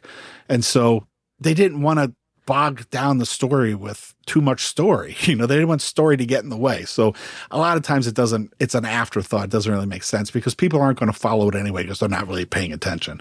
And that's why every 10 minutes you just need nudity and killing. And then so like every 10 minutes they throw in some boobs or they throw in like a violent scene, which draws everybody's attention back to the screen, which I think this movie does brilliantly in that way. So that's my little spiel. It's like, I really feel like this movie should be talked about in terms of being very much kind of an 80s Hollywoodized, like Spielbergian giallo movie, which is definitely kind of a throwback to Mario Bava and what Argento was doing. I mean, even into the 80s, contemporary of what's going on. It's interesting you bring that up because I just recently rewatched Patriot Games, which I have a big affinity for, and I've not yet read the Tom Clancy book it's based on, but I'm a big fan of the movie. And rewatching it now, when I was watching it, I don't know when the last time you saw that movie, that in a way, it's a little Giallo movie because how that's set up, not to take a diversion into Patriot Games, but at the beginning, there's like an attack where the IRA, this really extremist group of the IRA try to— The one with Sean Bean? Yeah. They try to kidnap some royals, and Harrison Ford witnesses it, and he kind of stops it, and then that sets forth them coming after him for revenge. But then as the movie progresses, you have, since he witnessed the crime, he's having flashbacks of trying to figure out what he saw. Yeah. And I don't know if you remember that, but then he's realizing that in the foreground when he's waving at his family, he realizes he saw a girl with a red wig on, like turning, and he, so it's very much like, which we bring up in the Deep Red cast, that like sometimes since the protagonist witnesses the actual crime, they have to realize that like the climax of like the second act, that they witness something that they realize, oh crap, I saw a clue that I didn't realize was a clue at the time. So I didn't realize. Yeah, Argento's giallos often revolve around memory and not being able to remember everything about witnessing the crime, and then being kind of preoccupied of like, there was something about it that seemed off. What was it? Yeah, and they do that in Patriot Games, and then he's realized, and I was like, oh wow, that's very giallo, and that's like 1990. Yeah, I'd say, like, wow, that's very. I watched the Jack Ryan TV show on Amazon Prime like last year, like binged it, and then I went through and watched all the movies after that. So I watched it like last year. But I was like, while watching all of them, so that's why I was like, wait, is that the one with Sean Bean? It's funny because the Hunt for Red October was the first movie of the 90s I saw in the theater because it came out in February 1990. Oh, so I'm wrong then. So February 1990 was Hunt for Red October, and then I remember seeing Patriot Games, and I really enjoyed Patriot Games. I like that out of the trilogy of the three of those movies, in Clear and Present Danger. And I would love to do that on the cast, Patriot Games. But rewatching it because I hadn't seen it in 20 years, it's like, wow, there's a lot of giallo elements in this movie. Yeah, well, in a way, because of Holmes in general, his way of deduction, I mean, a lot of that, it's not highlighted in the same way in Young Sherlock Holmes as it is in an Argento movie or even in Patriot Games. But there is like, well, I remembered his ring.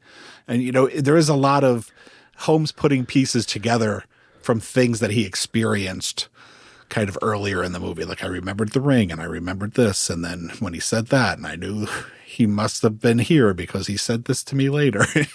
It's a lot of the way Holmes is, he just does, he's not we don't see his preoccupation with trying to remember it, but ultimately how Holmes ends up solving a lot of the things has to do with the way he remembers. And then he looks at his foot, and even when it's trying to find the fencing trophy, he looks at his foot and the snow coming off of it, and that triggers a thought. So even in its own way, even though it's handled differently, there's a lot of that actually happening in this movie too. And that's a mythos of Holmes where, Holmes would say Holmes knows nothing about contemporary literature. He knows nothing about, say, astronomy. For all he knows, the earth is flat, because he says, how are any of these things really going to help me in what I do? Instead, he knows there's 14 different pairs of boot patterns that could be made, or he knows leather, or he knows certain, plants that'll do this or that. He knows practical things.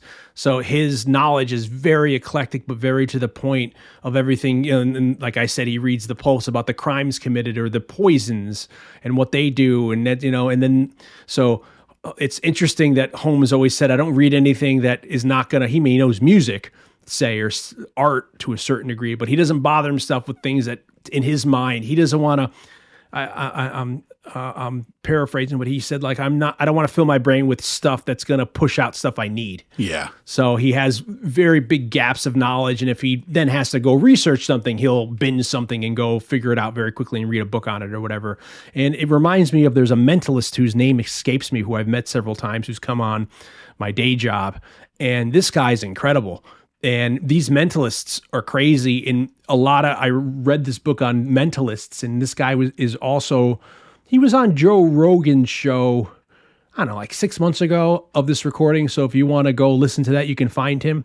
And it is insane how correct this guy is on things. We're on Joe Rogan. He brought an envelope at the beginning of the show, gave it to Rogan, and then at the end of the show, he had Rogan open it, and I forget what happened, but he had Rogan pick things and all that, and then he had Rogan pick the envelope up, and everything was in the envelope. And this guy uses a lot of, it's deduction, how people will perceive things. And I've seen him do on my set, he does weird things where, like, off camera, he had 2 interns. He said, okay, close your eyes and touch each other. And then he'd say to one person, do you feel this? And the one girl would say, yes. He goes, do you feel this? Yes. And then he would say to one girl, when they're both their eyes closed, he would rub the nose of one girl, and he'd say to the other girl, do you feel what I'm doing? And she would say, you're rubbing my nose. And it's like crazy stuff like that. Yeah. Or he had a person look up on their phone a random number in their phone thing, and then he was able to say, oh, that's your aunt somebody's number, and he spelled it the way the person spelled it in the phone. And there's no way this guy knowing things. And I was kind of like picking his mind because this is all tricks, It's like, and this guy doesn't want to give away because he does corporate things. He's huge. He does a lot of stuff like that. He goes over famous people's houses, Steven Spielberg's houses, and does private shows. But he's like, yeah, it's all, you read the person, you realize there are, possibilities with numbers in this, and you look at people, how they react to you, and this, and that's all, like what Holmes does is with deduction or reactions or being attention to detail, like he said with Watson's shoes. Yeah. And there's mud on them, and then the only people up north wear those kind of shoes or this or that. And, so it's all, it's elementary, my dear Watson. So I find all that fascinating because a lot of it is practical. I don't know if it's the same guy, but there was a guy that came on Howard Stern like last year, who I think is he young? He's like kind of like our age. Yeah, because he was on America's Got Talent. That's how Howard Stern knew him, because Howard Stern was a judge on America's Got Talent the season that guy was on. But years ago, remember when Valerie Harper had a brain tumor before she, yes, actress Valerie Harper from Valerie's Family, which later became the Hogan's Family, or from the Mary Tyler Moore Show, or Rhoda. She had a brain tumor, so she was dying, and she came on the Howard Stern show for an interview, and Howard was talking to her, and Howard said, hey, like Houdini, after this interview, will you tell me a word so that when you die, if a medium ever tells me that this is the word you tell me, I know that they're for real. So she gave him a word. That's odd, but okay. I know you're going to die, so I want to do this with you. And so she said, yeah, definitely. Let's do it. So after they were done the interview, she and Howard were talking, and she gave Howard a word, and Howard never mentioned it on the air. Says he never mentioned it to anybody off air, but who knows what the truth is. But he had this guy come on and asked him to. The guy came on to tell him the word that Valerie Harper told him, and he was right, 10 years ago. And he was just asked Howard questions. Yeah. The same guy. And this is the same guy. Yeah. Because at the end of the Joe Rogan thing, he had said, think of somebody that you love since you're an athlete that you want to meet. And then he goes, okay. And then he said, do you have somebody in your mind? He's like, yes. He's like, okay, now think of somebody. I don't care if it's somebody who's already dead, whatever. You pick anybody if you have anything in the world you ever wanted to meet, living or dead, since you're an athlete, you like fighting or whatever, boxing. And then Rogan, I think, says Muhammad Ali. And he goes, okay, open the letter. And it's a picture of Muhammad Ali. And he's like, how the fuck? This guy's crazy. He's like, you're crazy, dude. And he's like, and then Rogan's like, okay, so what happens if you're wrong? He's like, well, I've been wrong. He's like, you could tell in crowds when it's not, because he used to do, I think he said he started by doing magic while waitering. Yeah. And that's how he got good at it. And he's like, yeah, you could tell when stuff's not going right or whatever. And you have to put on this front that if you're saying something and the guy isn't responding right, you can't act like you realize that, because they're going to realize if you're getting uncomfortable. So it's fascinating. But we're going into this, that I derail this is because I find like this is all things that Holmes uses, because these are practical things at the time, that when all the scientific method and deductive reasoning was coming out, if you really practice, you could really do that, you know, and I try to do that, like walking to work every day. I try to like keep eyes open at people and look at stuff. And if you could tell someone's left-handed, or you could tell someone has this or that, or how they walk or whatever, and you can kind of pick up on little idiosyncrasies with You people. remember the British mentalist that had a show here? I mean, he had shows in England, obviously. Yeah, he was a British guy. Brown, I think his name really was. good-looking guy. Yeah.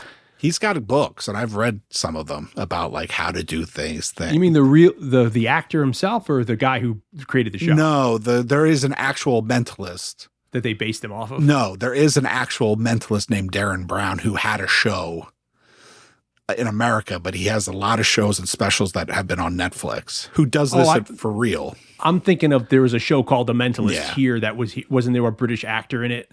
Yeah, there was a show, but I'm talking about an actual mentalist named Darren Brown, and he's got a couple of books where he kind of explains to you like what he's doing, and you know, like how to remember things, and so that you don't forget them. And I have a friend of mine who's a magician who moved to California, spent 20 years in California, came back here, and he's a amateur magician, but he's part of the magicians.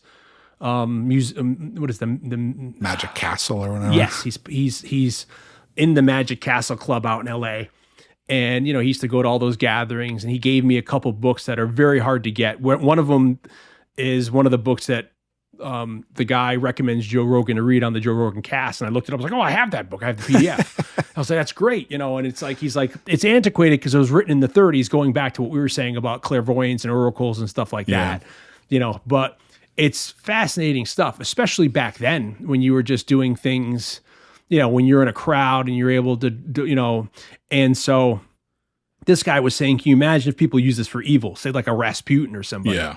If they were using this for nefarious purposes and they were able to predict things, and that's could determine a lot of things in history, why people were able to get such popularity or influence, because maybe in a way they were mentalists or whatever, or they had that level of intelligence that a Sherlock Holmes had. Well, Doyle kind of like modeled Holmes after a professor that he had at medical school named Dr. Joseph Bell, who had a very keen awareness of deduction and just being, and so he would kind of dazzle the students with his observations of, and being able to tell a patient, like know a lot of things about a patient without ever asking them questions, just being able to like look how he's dressed or his clothes, like all these things that we see. So much so that other people who took that professor who became famous when they were reading Doyle's work would say, oh, Holmes is Bell. Yeah. And then when Doyle got big and talked to Bell's like, you know, you're just as much as Holmes as I am. You know, he said that. But yeah, he modeled him off this professor, which is very interesting as well. So this was the kind of in vogue at the time. So as we go on, we set up the basic plot, and I think the two giallo things to bring you into it here are, one, we have the killer using these blow darts, and also you always hear this jingling on the wrist of this kind of, and that indicates to the audience and then later to our characters that the killer or killers are around. And so the beginning of the movie is you see this gentleman walking through the streets, and in the novel it's great because he's trying to figure out where to eat, looking at the menus. He gets pricked, goes into this restaurant. They know him at the restaurant. He orders his usual dinner, sits down, and then by the time the dinner comes, and I think it's like a duck maybe, or some sort of kind chicken. of fowl, yeah. They take the cover off of it. Looks great. He goes to, and this is, I can't imagine, because I didn't remember this. I can't imagine seeing that as a kid, because that looked terrifying, you know, from a child's point of view to watch that he, you know, I wouldn't want to eat again any kind of meat, you know, because the thing comes alive, as I said, in this very Joe Dante kind of way, and starts attacking him in the restaurant, and he's fighting for his life. But to everyone else, he's not, you know, he's having, they just said, oh, he was drunk that night, and he left and he was drunk. And that's why people think he committed suicide later. He was really drunk that night, but he was hallucinating this. And that, I think, special effect, which is of course all practical, is amazing looking. Yeah. Well, as a kid, even more so than the stained glass window night, the two hallucination scenes that always stuck with me from when I saw it in like 85, 86 to adulthood, where that one with the duck in the restaurant, with the fowl, with the bird and then the when he gets home later on. Watson's with the With the candy. both food, which I am now an adult who's a food addict, so maybe that's very telling for me, for me that as a kid those stuck with me. But those two I always remembered those. And then, when he gets home, it's cool too because the serpenty aspect of the coat rack and the lamp and the the gas lamps and stuff too. But always that one, the bird. And then later when Watson's in the cemetery and he has a hallucination that like all the pastries and stuff kind of come to life and are trying Which is very freaky too, because I had forgotten about that whole sequence, so I read it in the novelization, then watching it, it's like, oh gosh, because it was very scary. I mean, for me, watching it. And those were all done. I mean, we didn't stop motion, right? Well, I believe that they were all like practical puppets in front of a blue screen.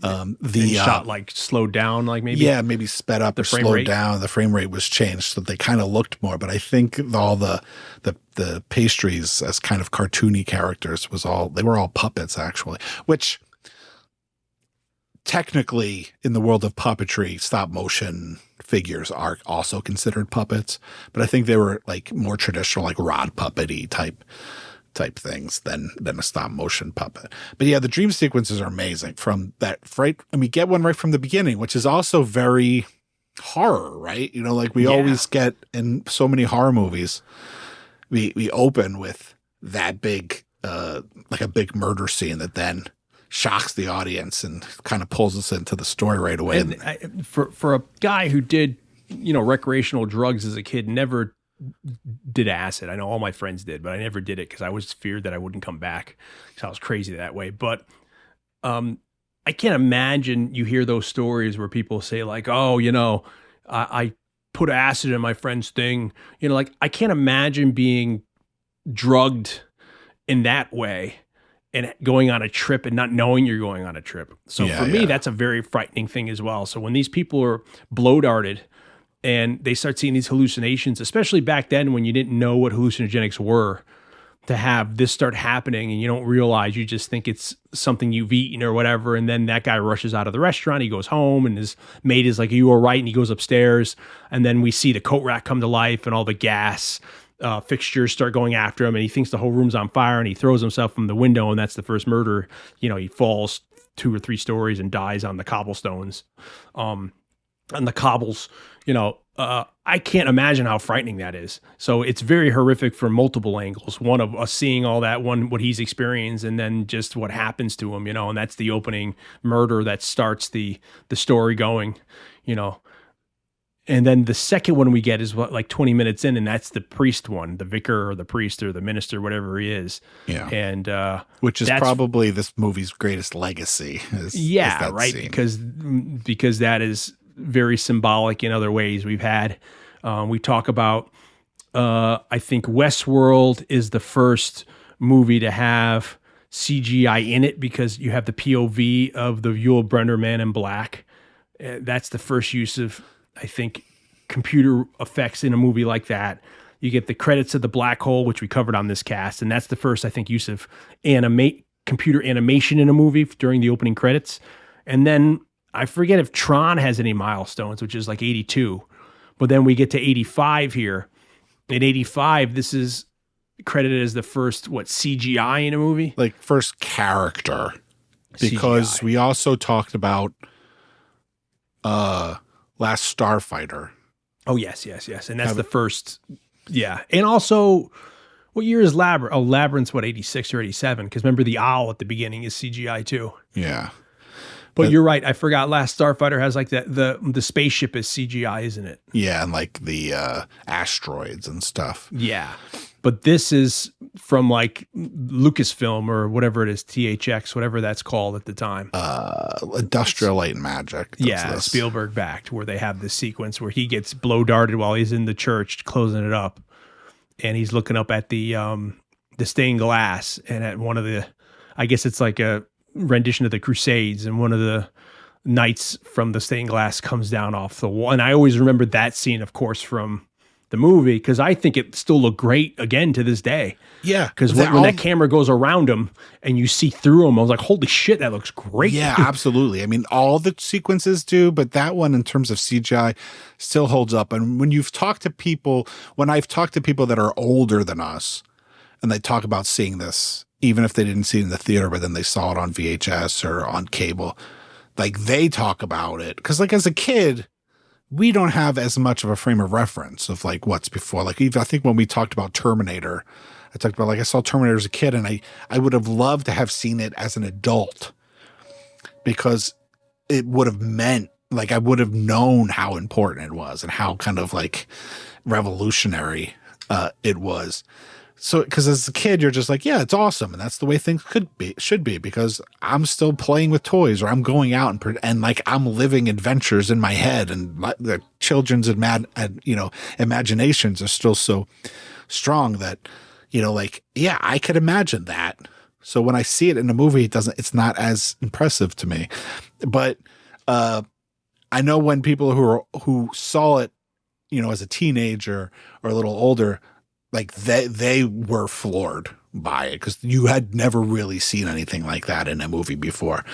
Now, I think that like Jurassic Park, which we've covered on the show, I think they were trying to figure out how to do it, and there were things made, including a figure that was made out of like plastic that you could see through. Like light would shine through. And Dennis Mirren, who we've talked about on the show before, who was kind of a big driving force of Industrial Light and Magic, and then the guy that kind of pushed Industrial Light and Magic into the Pixar computer age. He talks about how like we were trying to figure out how to do it, and we could have done it this way, and we could have done it that way, but he's like, I was the one that read the script and for the special effects unit, and I was the one that was communicating with Steven, and I was the one that was communicating with Barry Levinson, and I just knew it needed to be something that we had never seen before. Like, we could have done it, and it could have been cool, but nobody would have been like, holy shit, I've never seen that. And I think it was his wife that, people were making these figures that, like it's, like I said, it's kind of like translucent plastic, and they were trying to figure out how to do it, and they look cool. Because I saw a video of him kind of showing off one of them on YouTube. But he talked about how his wife, she drew basically the stained glass knight on paper. And so, like, what about this? And it was like, oh, like, it's flat. That makes sense. And, stained glass is segments of glass connected by frames. So, like, what if each one of these was its own thing? And so they ended up doing this amazing animation where he said, I think we made the glass like an inch thick, which would be in real life, as opposed to what it would really be, which would have been like a quarter inch or half inch. But we wanted it to have weight, and we actually curved the glass slightly towards the priest. So it's like, it's not totally flat. There's a little bit of a curve into it, which makes it feel like it has a little more forward momentum. And each piece, there's like hundreds of different pieces, and they're all working independently. And they created something that would be the bouncing off point for special effects, which we could argue forever about whether it's good or bad. But, next we get T2, and I guess we get The Abyss, which then leads us to T2, and then we get Jurassic Park. But yeah, so this was a monumental achievement in kind of special effects, this movie. It's what, like 10 seconds maybe, or less than that, 5 seconds. And then, the camera pans around it, and it's just so freaky looking that when you could see the back end of it and it's looking through, it's so impressive. And like I said, for me, it just still holds up. It doesn't look dated in the sense of a lot of earlier computer graphics or animation would look of the time, because maybe it's so abstract, since it is representative of a stained glass. It's not trying to be real. It's photorealistic, but it's not trying to be like a real person, like a lawnmower man or something like that. There is something kind of like Dali-esque about it, like, like surreal. So it does kind of give, there's like a forgiveness kind of built into it, which is kind of cool. To be more, and it just, it looks great. And it, causes him to go crazy. He runs out of the church and then is run down by a carriage with horses. And then that's the second murder. And then Holmes is noticing that, his eccentric professor friend is, circling these obituaries. And then he's also being visited by an elderly gentleman that they don't know. Yeah, who's coming to, and then I guess then we get to the sequence where they go to the cemetery, right? Or where they go. Well, the Elizabeth's uncle gets killed. He gets it in the antique shop. Yes, he gets a thing and then the antique shop, the little, what are they, like little gremlins or little kind of like trinkets in the shop start going after him? Yeah. You know? Some kind of like little dragony gremlin, like gargoyle-y type, like book ends or something kind of come to life and attack him. And he ends up trying to kill them, ends up killing himself by stabbing himself in the chest when he's trying to stab one of the things. And he gives him like the last word. He says like, what is it like? Eta or something like that. Yeah. He says, hamumshiba, hamumshiba. He says, atar. And Holmes hears this dying words. And then that's the first time Watson sees Holmes cry. And then, they're despondent and they're trying to figure out what it is. That's also where Watson finds the blow dart, the blow gun. Yes, it gets dropped. And he's like, sir, you've dropped this. And then they realize it's Egyptian. Then you have that little thing where they go to like this, dregs bar at the side of the, docks, where all the city people, he basically goes to Tatooine, that bar there. Yeah. Well, I love the casting of the guy at the antique shop that they bring it to. Yeah. Very nice. Very nice. He's another a character actor that I think that's his last film that people will know from other movies. Yeah. That they put him in there. He's great. And then I didn't realize, I guess, for like Doyle aficionados, all the people in the bar are representative of different people Watson will then kind of encounter in the various adventures and stuff like that, which is a cool nod to the original stories.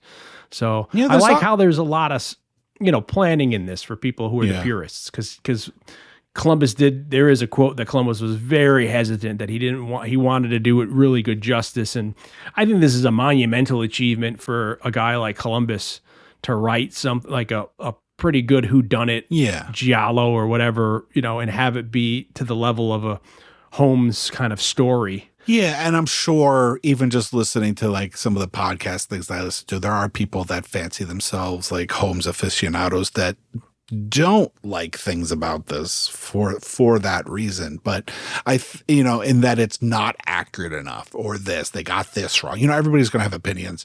It's fan culture, it's the world we live in, especially in the internet age. But yeah, I think I'll praise this movie always.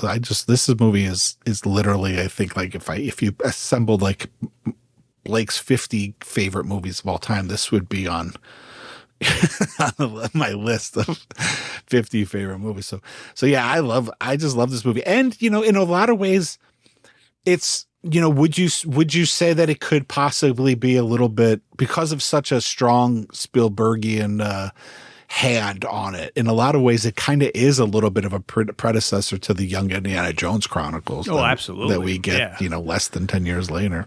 Yeah. And then, it answers a lot of the things too. Like, so once the uncle dies, the niece gives Holmes his deerstalker cap. That was so that's how we get the origin of the deerstalker cap. And then when they go to the store to get information from the Curioso guy who you just brought up, he's like, buy something, Watson. And then Watson buys a pipe. Yeah. And then Watson, he's like, Holmes is like, that's a silly pipe. And he's like, I'm convincing myself to smoke it, And then, by the end of the movie, Watson gifts him the pipe. And then that's where he gets his pipe from. I love that we're getting these elements of where all this came from. So they track down to because there's the dog in the movie, her dog, she has like a terrier. Uncas. Yes.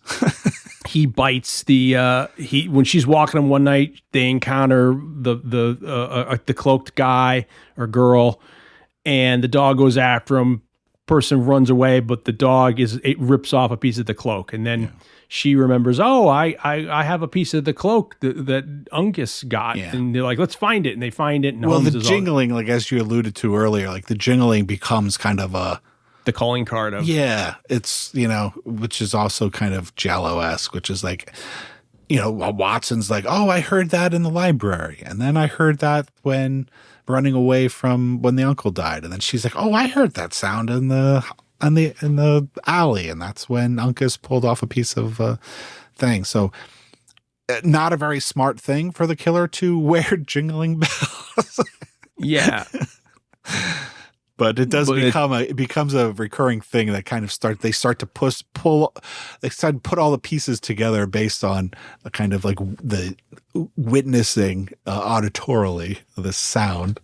And then at this point too, Holmes is, he has his rival in it, the Dudley character, who frames him for cheating on an exam, and he forges the answers in Holmes's handwriting. So they're convinced that this is why Holmes is so smart, because he's been cheating the whole time. So he's expelled.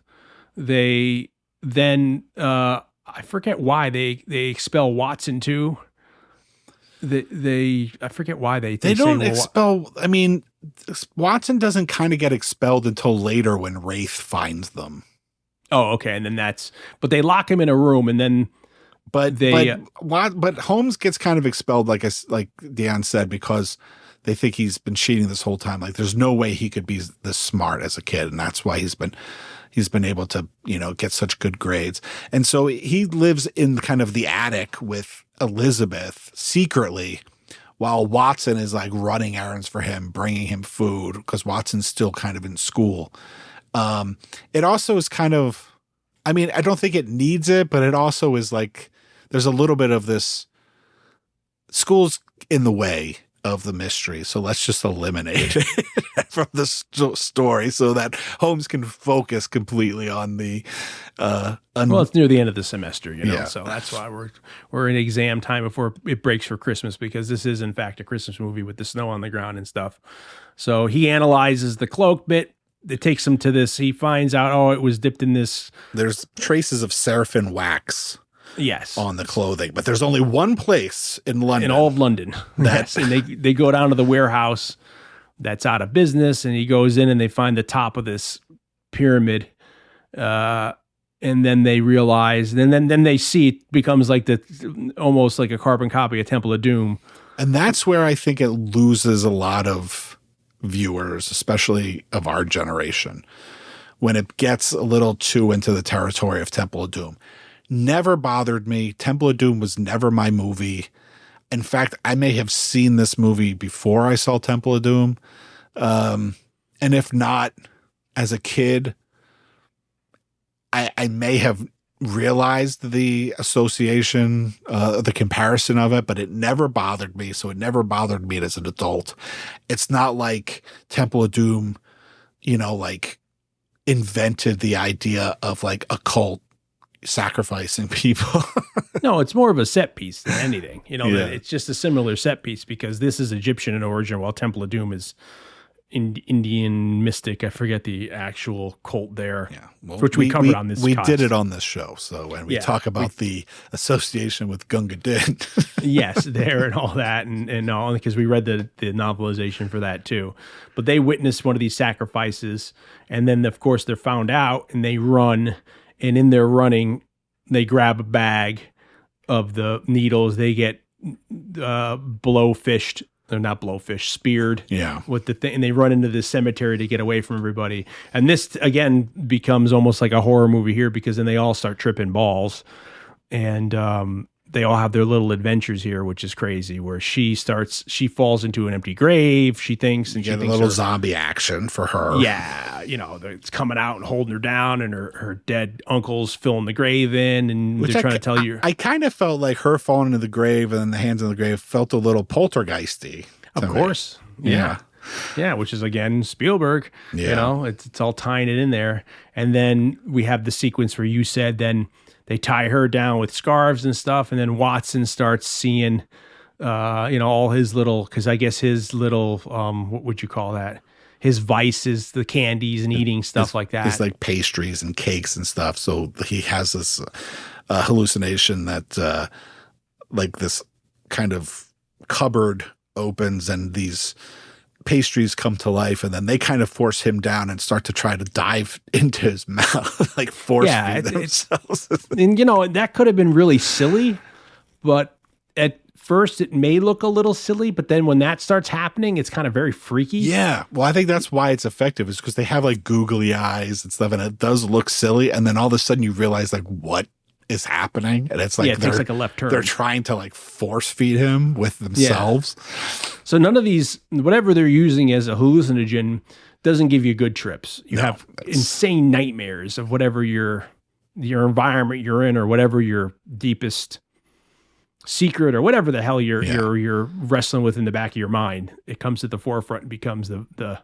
antagonization, if that's a word, of what's killing you. And then Holmes's, of course, as we learn, which is, do you find that it's a little, is it Mask of the Phantasm when Batman kind of has I feel like there's like something where Thomas Wayne is like, Batman is like having a hallucination or something of like Thomas Wayne not being proud of him or something.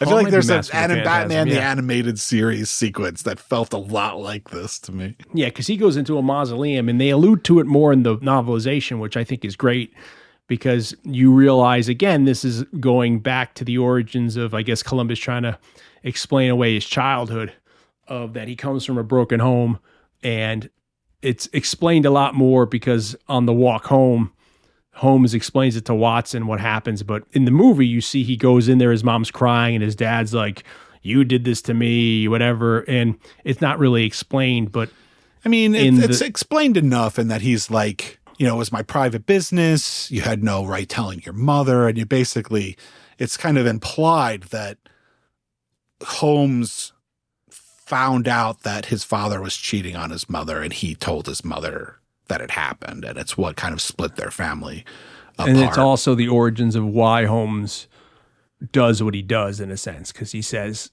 to Watson in the novelization that, like, mom got ill health, she was staying home, dad kept leaving, he was saying it was for business, and I was convinced they would argue all the time, and she would say, "You're seeing somebody," he would be adamant, "I'm not." But then Holmes believed him so much he was gonna prove her wrong, so he started shadowing him and being a detective in a sense as a child, and followed the dad. And then one night he saw the dad leave a boarding house or something with a woman that looked exactly like his mom, had his mom not taken ill. And then he, as a child, went and told the mom, and that kind of ruined it all. And this gives you a reason of why he didn't have a happy childhood. And this is what he's hallucinating about in the mausoleum when, he's struck by this. And then that's when Lestrade shows up, which Lestrade, who is in usually it's the pair, Lestrade and Gregson, the two cops that are in all the Holmes stories that help. We have Lestrade here as a detective, and he's usually an inspector. And, Holmes has been bothering him, going and reading all his stuff like that. So he's the one that he keeps going to Scotland Yard, saying to him, like, "Hey, you need to look into this." And he's like, "You're crazy. You're just a kid. Go away." And then finally, they're almost killed, right? Because then the cult is there, and they're about to like spear him. But then the caretaker of the graveyard shoots a gun off and says, "Get out of here," calls the cops. And then Lestrade shows up, and he's like, "I've had it with you guys." Well, I think the next thing is like they're in Lestrade's office. Yeah. And because they're taken away, and then they kind of like sober up, and Lestrade's like, "This is the last freaking time I'm going to deal with you." And he's like, "Well, please at least analyze these," because he got that pouch. And Lestrade's like, "I'm not gonna," but then Lestrade pokes himself. And then that's the last we hear of him until the end, and then luckily, and then what we learn later is that Lestrade trips balls too and tries to hang himself, which is in the novelization. And then the cops have to subdue him. So he realizes, okay, Holmes is right here. So, a big complaint about when I was listening to people talk about the novelization was that, in the movie, there are segments of the movie that are narrated by Watson, but there are just third person sequences like a movie, whereas the novelization is entirely kind of from like written from like Watson's point of view. And so he's not there to witness these things. But the beginning, like the first page, Watson kind of like explains that, which is like one of the reasons why I never told this story was like, it wasn't until it's only in hindsight. Like it's only from today's standpoint, looking back at it, can I tell you these things? Because at the time I didn't know what was happening, was like the implication. So I feel it's like also that Watson's, he's, I guess, quite elderly now. He's not hanging out with Holmes anymore. And he's writing this adventure down that took place back when they were young. And he's telling the origin story, basically. But he's also, and I think in that line is written to explain like, yes, I wasn't there, but through the years, the puzzle pieces have been put together, and this is an approximation of what happened. And now what was this podcast you were listening to? Now, I mean, not to name them, but is it a podcast that compares novelizations or talks about novelizations, or they covered the movie? I believe it's all about novelizations. Yeah. Oh, that's interesting. They stole our thunder. Another podcast. And what were their gripes? Was that their gripes were that the novelization was too bulky in their descriptions of stuff that wasn't in the movie, or didn't follow the movie enough? They were very into the writing of the novelization, as was I.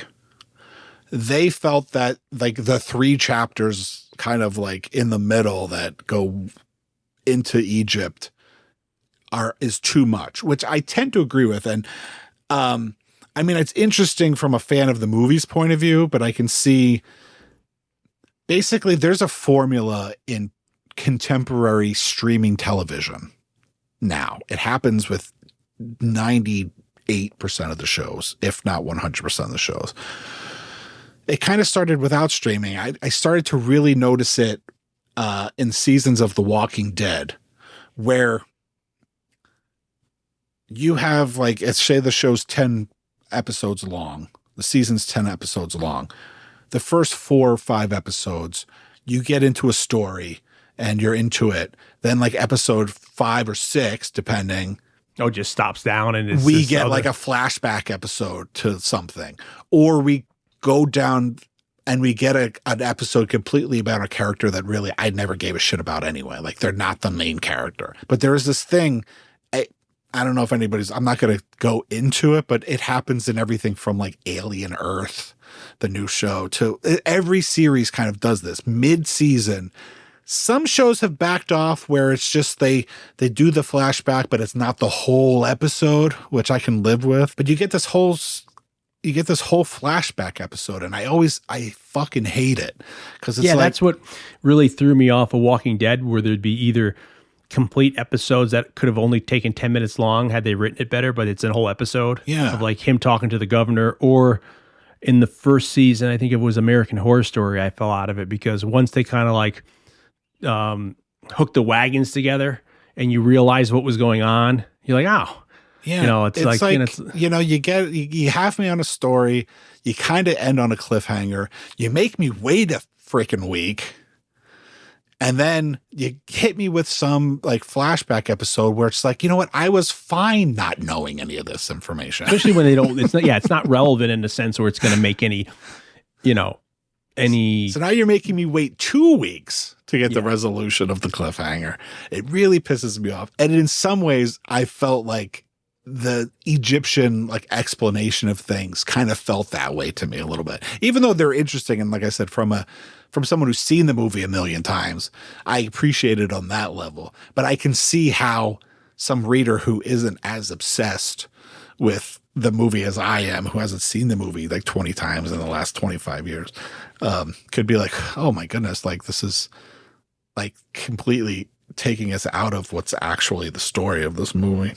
Yeah, when I read the novelization and that aspect happened, I did feel like it slowed down and stopped, and it is like at least 3 chapters. And I was like, how the hell are they going to do this in the movie unless they omit it entirely, which they ended up doing. Yeah. But I did enjoy it because after reading it, I enjoyed it because it gave you much more of a well-rounded exposition of why everything was so dire, and it wasn't so much like they were throwing like everything at you, like you said at the end, with a couple lines that if you're not paying attention, you don't get.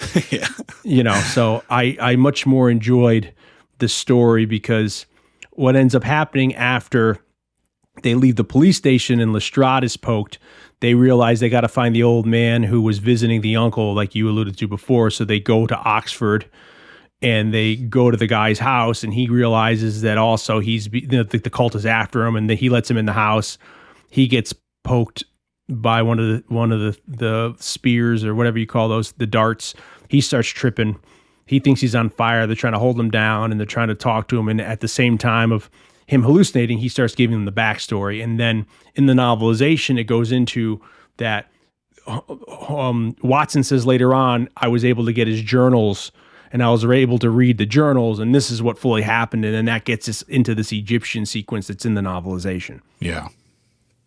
Which, in a nutshell, like the way it's described in the movie, and then maybe Dion can elaborate on things from the book. But basically, like, there was a group of guys, which are all the guys dying, including Chester Cragwitch, who's the guy they're talking to, who gives them kind of the exposition. Is that they got together and they decide they're going to open a hotel in Egypt. Well, they graduate university and then they go away. They all four guys travel together, like on that leap year, and they're like, where should we go? And they all end up in Cairo, you know, because that's what you do back then. Because if this movie's set in 1870 and they're in their 70s now, this is like 1820, I guess. They all go away. They end up in Cairo. And while they're there, they realize that it's not really become cosmopolitan yet. And where they're staying in the hostels, it's really terrible. And they're like, you know what could really do good here if we put a hotel up that are like the new hotels we see like in London or in America, where it's a destination to go and people are going to want to come here and have the Western amenities that we are accustomed to here in Egypt. So they have kind of, in a way, an admirable idea. But what ends up happening is they pick the secret Indian burial ground. Yeah. To use a better term, like The Shining. Yeah. And that's where they decide that they're going to put this hotel. And it's, you know, what is it? The old adage of the best intentions of mice and men, or whatever the word is, so that they moved the headstones, but they didn't move the body. Yeah, they didn't move the body. So the four of them who come from wealthy families, basically the guys say, hey, look, if we put all of our money together from our families and we come in as a consortium, we can kind of like, you know, make this hotel, finance it to be built. And then this thing could be making us a lot of money, and we could be having money ourselves, and we can generate some sort of revenue now, like an investment that we don't have to live off our family or whatever. And it sounds like a good idea on the face of it. But I guess what ends up happening in this sequence in the novelization, they talk about these young guys, is they talk to the local government, they talk to the local people, they acquire the land, they start digging, they split up and, you know, go vacationing other places for like a week or two or maybe a month. And then they're called back. And when they get back, they realize that the construction that had started, and they had an American architect design the thing. It looked really nice. It's going to be cool. They're supposed to be laying the foundation, but they realize they're on a special Egyptian burial ground. Yeah, there's like there's like an underground pyramid or like a tomb. There's an underground tomb like on the land that they're building the hotel. And it's very much in the idea of the time period of the turn of the century, where you had a lot of that like plundering of artifacts that you see like with Tutankhamun and all those people coming in, you know. Yeah, well, that was one of the complaints by that other podcast, was like, well, that doesn't actually happen till like the 1900s. But you have to take into account that, like, you know, they're the first ones that this is. Yeah, like they found it by accident. It wasn't like they went looking, like an archaeologist group went looking to examine the tombs. They ended up stumbling upon it. And what they don't realize is that the people who are the local people that are brought in to like build it have made side deals with other governments, and they're ransacking what they're finding. They're not even building right now. They're just excavating out this underground catacomb or pyramid, and they're finding that it's, what is it, the 5 priestesses that died when the Nile kind of came up in the antiquity and killed these 5 priestesses, and it's near Ramadan, Muslim.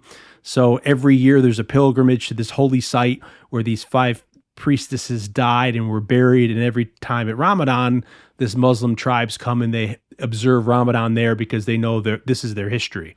And what these people are doing is they're looting and plundering all the beautiful jewelry or all the riches that are there, desecrating the bodies because they don't care about the mummies that are there, the 5 princesses. And then the 5 guys are like, holy shit, we're not even supposed to be doing this. What is going on here? And they're kind of strong arm, like, hey, look, this will be done as soon as possible. Let us do what we're doing. And then the local townspeople find out what's really happening because they come because it's near Ramadan.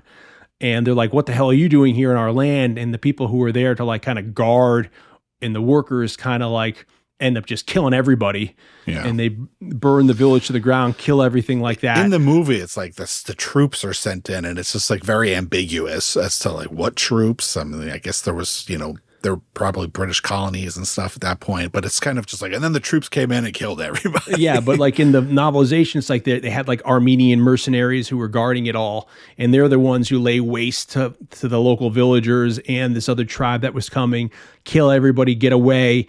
And of course, these 5 English guys are blamed for it. So they get out that night. They're like, we got to get the hell out of here. So they're able to get passage back, and they go back to, I think, Liverpool or something like that. And they're out of there, and then they all go their separate ways. But what ends up happening is that this cult that is there, they want revenge on what's happened, and they want the 5 princesses or priestesses, whatever they are, replaced. And that's the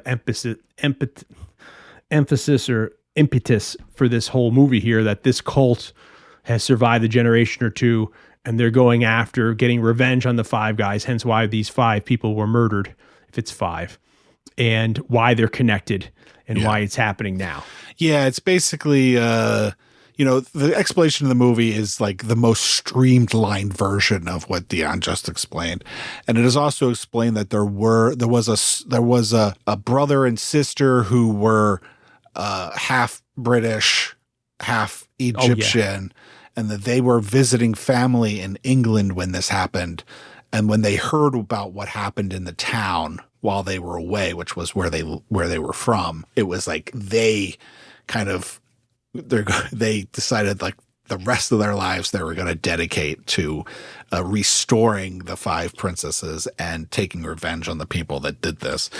And so, we saw that when Holmes, Watson, and Elizabeth, they walk into the warehouse, we see just like the tip of, we see like a little pyramid, and they're trying to figure out, is that a piece of art or something? And Watson and Holmes is like, I think this is just the tip of the iceberg. We find out that is just the tip of a giant wooden pyramid that has been kind of built underground in the basement of this warehouse. And then when they sneak in, they witness a ritual of Egyptian descent with a group of people chanting. It's a great piece of music, score that Bruce Broughton wrote.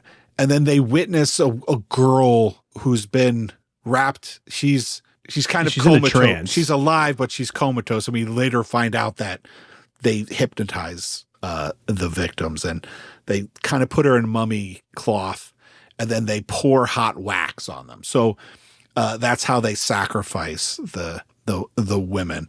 This is how this ancient tribe used to do it. They're doing it that way, and they're replacing. Okay. So that was my question. I mean, maybe it was something I missed in the novelization, because just looking at the movie, my question was, we learned that they want to replace.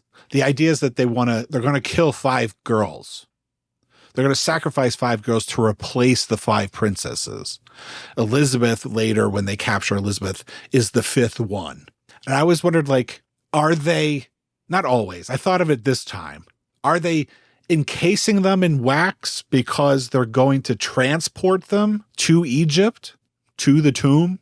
And so it's a way of like hermetically sealing them in wax, preserving them to then make the journey from England to Egypt, because they use the word replace. Or do you think that this is just part of the ritual and that replaces just more of like a state of mind, and that they're actually like going to entomb them in England. From the movie, I think it's ambiguous, but from the novelization, I think they say this particular sect, that's how they embalm that way, where they do it the reversal way, where they embalm them while they're still alive. And that's how these 5 priestesses died. Or no, they died by the river, the Nile coming up, and that's how they died. But I was under the impression that they kind of do it the reverse way that traditionally Egyptians back then would, embalm their people because, they're more worried about the afterlife. So I thought this is their way of doing it. And then the wax thing might just be a modern way of doing it because they have wax. But, I think it's more like they're doing the ceremony with the wax, which is a replacement for whatever they were using at the time, like House of Wax kind of style, but they're doing it to them alive because that's how they used to do it. Yeah. And it lends itself to more of a horrific death. And then also, they're doing it the way that they traditionally do it, and then they can bring them back that way. So we also realize at 4, they see number 4 it happened to, they run away, and then she's taken, and then she's number 5. She becomes the damsel of distress. They get back to the attic at some point, I guess, after the guy tells him all this stuff, and then he ends up. Does he die? No. Or Lestrade shows up, and Lestrade's he has his hallucination about like the people were burning from, the village, and then he thinks he's on fire, and they end up bringing him out of it by making him like realize that he's not burning. By like, your name is Chester Cragwitch. You're a blah blah blah. You're a banker. So they bring him out of it, but then he gets like flashbacked, and when one of them says Atar, he's like Atar, and he attacks Holmes, and he's strangling Holmes, and Watson can't stop him. Watson ends up getting thrown off, and he's gonna basically kill Holmes, but then Lestrade shows up with the cops and kind of like knocks him out like you do back in the day, just back of the head with a gun. Yeah, the butt of a gun. That always worked back in the day. And then so they get back to the attic, and that's also how we find out that Lestrade says, "Oh, like I wasn't going to follow this shit, but I pricked myself with one of those things." And then we hear the story about how like he was going to hang himself, and it took like a bunch of cops to like he was stop him. Balls. And then they get back to the attic, and then that's when everything, because then by this point when they get back up. Yeah, but isn't that when they get back, that's when Watson is also expelled?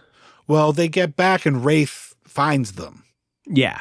And he's like, what the hell are you guys doing here? And then it's like, more in the novelization, it's more of a turn where Wraith's always been on Holmes' side. Yeah. And then all of a sudden he's like, well, you're all going to go down now, and you're getting expelled, and you're getting expelled. And you're all getting expelled. Yeah, you're all. And he's like, and they're all like, what the hell? Even me. And Watson's like, shit, there goes my medical career. How am I going to explain this to my parents? He does get it. He does basically, he finds them in the attic, and then he says, Holmes, you're going to leave in the morning, and Watson, you're going to leave too. And, Watson's like, what? Like, so there is like, he's like, I'm being expelled. He's like, well, look, it could be a lot worse. We could, fucking arrest your ass and throw you. We can really expel you, or you can just leave, and then it won't be on your record you were expelled. So he's going to like take them back to his place until the next morning. And he puts Holmes and Watson in like a room, and then he puts Elizabeth in her own room. And that's what goes back to like in the novelization, you talk about that this institution was there for many years. The college had started centuries ago and then was overcome, and it was turned into like a monastery for a certain time. It turned into a prison for a certain time. And then at some point it was turned back into a college. So when they're locked in this room, there's the implication of like how many other people were locked in this room where they are. It used to be like a prison cell or whatever, which I find interesting, which I don't think they all at all touch on in the movie of how old this established it is with this past. Maybe the timeline's wrong. Maybe they leave when Watson and Holmes leave Wraith's place. That might be where they go find the guy. Yeah. So they might have been already expelled and they get out because they get out. They decide they're going to escape, and because like, well, we got to go find that dude because they kind of discovered who that dude was right when Wraith showed up in the attic. So that's the timeline. So then they're like, we're going to escape. So then they go and they get Elizabeth, and they're like, Elizabeth, because Wraith says that, like, I'm going to throw Watson and Holmes, you're getting thrown out. Elizabeth, we're going to throw you out, and then we're going to fucking like throw all your uncle's shit out. Not uncle's stuff, all of it. It's all going. Yeah. We're going to burn it all. You know, Holmes loved the uncle and loves the uncle's stuff. So he's like, Elizabeth, you go and start packing your uncle's stuff up. It sounds ridiculous at this point. Yeah. Go get a U-Haul. Yeah. Start packing everything up. Get a U-Haul, back it up, get inside, start packing it all up. You know what? Better yet, get a pod. Yeah. We'll get the pod delivered. You can take your time, put everything you need into the pod. We'll go to Oxford and talk to the other guy. And while we're there, you pack the pod up. Yeah. So while they're talking to the dude and they hear all the exposition that we were just talking about, Wraith and his maid show up at the attic and find Elizabeth. And we're like, oh shit. And that's what. At first, it's just the maid. The maid shows up. The maid shows up, because then they get in a little scuffle, and Uncas pulls the wig off of the maid, and we find that she's part of the sect. She's got the bald head and the green ponytail, and she's scary as shit. Yeah, Which, all freaky. I think the actress who played that Mrs. Dribb is Susan Fleetwood, who I believe was Mick Fleetwood's sister, who was the drummer for Fleetwood Mac, or is the drummer for Fleetwood Mac. And she died in like the 90s. So she maybe lived another 10 years, and then that's a shame. Unfortunately passed away. But she's great in this, because that's another thing that stuck with me, is that like once she's revealed who she is, and we also find out that like she's probably the one that's been going around and blow darting everybody. She's so scary. Yeah. Once that reveal hits, and then that's when like they hold her down, and Wraith comes with his ring that was introduced earlier and during a fencing scene, and he hypnotizes Elizabeth. And so that's why that's the plot. That's the story. And I'm sticking to it. Yeah. And then that's why I was trying to like say she's not really a damsel in distress in the classical sense. She kind of gets hypnotized, and they're like, you know what? This is kind of we serendipitous. We need one more. Take her with us. Yeah, let's do her. Yeah, and then they leave the dog there, and then they take her, and then that's right when Holmes and Watson are trekking back from Oxford, and they're like, they discover they see when they're actually coming back to the boarding school, they see the coach leave and Wraith's on it, and then I think that's at the same point, right, because earlier, like you said, in the fencing match, right before when Holmes is expelled and Wraith kind of sticks up for him, he says, there's just one thing I want more. I want to have one last duel. They do a duel, and they're not using any protection. They just have they're going. I just want one more thing from you. Yeah. We're not going to use protection. Yeah. And they're fencing, and then he has his ring on, and the light hits Holmes and kind of like, what the fuck? And then he gets cut on the side of his face. Yeah. And he's like, I'm so sorry. I didn't realize. It's my fault. Let's leave it at a draw. We'll leave it as gentlemen. Yeah. So then he has a nice little cut as they're on his walking cheek. back to the attic to school, Watson's like, Holmes, your face is bleeding again. Yeah, because he's had this cut on for like 20 minutes in the movie. Yeah. And then that's when he touches his face. He realizes, holy shit, the ring gave it to me. The ring has the sign of the incubus. Yeah. Which I think this part of this, when they get to the school and then they see the carriage going away, I think it's a little weak in terms of storytelling. I think because then they're like, well, we're never going to catch it. So there's only way we're going to catch it is if we do this. And then they go up to the attic, and then they end up taking the uncle's flying machine, like a Da Vinci-esque flying machine, to go find it. The new one he built, after he crashed Whereas, it. don't you feel like it would have been better if, like, they show up at the attic, they're like, Elizabeth, and then they realize Elizabeth's gone, and then like, oh shit, where's Elizabeth? And then they hear like, yeah, outside, and the crack of the whip, and then they go into the window and they see the chariot running away. Yeah, and then they, yeah, bitch, yeah, bitch, yeah, and then they see the chariot, and they're like, oh shit, they've got Elizabeth to the bat wing. To the Batcopter. Da-da-da-da. Come on, old chum. I just feel like from a storytelling standpoint, that would have been an easier setup to be like, oh, there's that coach. You know what? Elizabeth's probably on that coach. Yeah, how it's riding out of here so quick, So in the novelization, they bring the dog with them, which I was like, how are they going to do that? They leave the dog in the movie. But they get up, and then it's really ballsy because, one, you don't know if it's going to fly. Yeah, we've seen it crash at least twice in the movie. Yeah, and we know that that the uncle's crashed it at least 6 times before that. Yeah, because he keeps numbering them. So we're at like number 7 or 8 at this point. So he has a new one constructed. He just wasn't able to do this, but he keeps improving on the design. So at this point, either Holmes puts it back together while he's been up there hanging out with her after he's died, or he did it. But anyway, Holmes is like, I'm confident this is going to work. But then I was thinking, well, but what about the weight you're putting on? Yeah. Because you're doubling the weight capacity, even though they're young and they're supposed to be, I don't know, if they're 16, they're maybe like 100 pounds apiece. Maybe it's plausible, but they both get on it. They go off the thing, and then all of a sudden we have this thing where it's flying, and then all of a sudden, crosses across the full moon like ET. Yeah, exactly. You got a little what ET's in the carriage and stuff, and they're flying, and then they can see the coach, and they're like, how are we going to catch up to it? And then it's cool in the novelization because like the sun's kind of coming, it's dawn, and you see people. They say people like see it going by, and people are like, what the fuck is that? And here we just in the movie, I think you just see like a police officer, a Bobby, like look up and see it, and then like shake it off. It must be the drink. And then they miss the Big Ben, and then they try to land it. I think they almost hit another bridge, and they just fall short, and they hit the Thames, but the Thames is full of ice. They get off of it, and then it sinks into the Thames. The ice, it's gonna break. It's gonna break. You're gonna get it everywhere. And then in the novel, all 3 of them with the dog, they go up into the temple. But in this one, it's just the 2 of them. They go into the temple, and then they thwart. What do they set the whole fucking place on fire? Right? Yeah. Well, they're watching, and they see Elizabeth being wrapped up, and they're like, "Oh, what are we gonna do?" She's under the spell too. And Holmes is vulnerable. Holmes is at a moment that's like, "I don't know what to do, Watson. What should we do?" And it's been the whole time where Wraith has been telling him, Holmes, you let your emotions get the best of you. Like that's been his lessons the whole movie when they're fencing. Yeah, like you don't let your emotions get the best of you. So, it's a really good moment in terms of the narrative, which is like the woman he loves is about to get killed. Holmes, who we know the history of Holmes, Watson.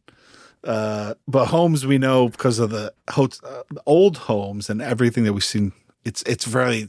I just think it's a great moment where Holmes is like, I don't know. Like for the first time, we see Holmes like doesn't know what to do, and he's like, Watson, what do we do? And Watson's like, I don't. Why the fuck you asking me? Yeah, I'm your sidekick. Like you're Holmes. I'm Watson. I'm Watson. And so I can tell you how to dress a wound. But he says something that clicks Sherlock back into it, and Sherlock looks up and he says, yeah, if we pull one beam out of this thing, we pull one card out of this house of cards, the whole thing's going to go down. Yes, and they use the chandelier, yeah. And he comes down on the chandelier, which is above, no one sees, and he sets the whole, and then at the same time, they lower the chandelier, right, and it falls on the ground. They're able to divert the molten lava before it hits her. Yeah. Place starts going up in flames because everything they're using is flammable, probably from the candles or the the paraffin wax is going up. Everything's going up in flames. Everything starts on fire, and then they all start running.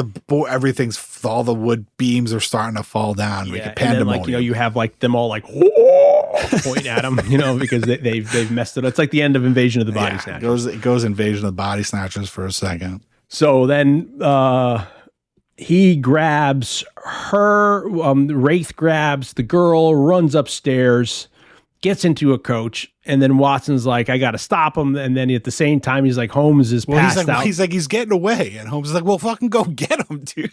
Yeah, but isn't Holmes like, didn't he hit his head at this point? He's kind of unconscious. It's just funny because Watson's like, what do I, what should I do? And Holmes is like trying to fight off dudes with like burning beams and swords, and Holmes is like, I'm busy, like go figure it out, like you have to save her.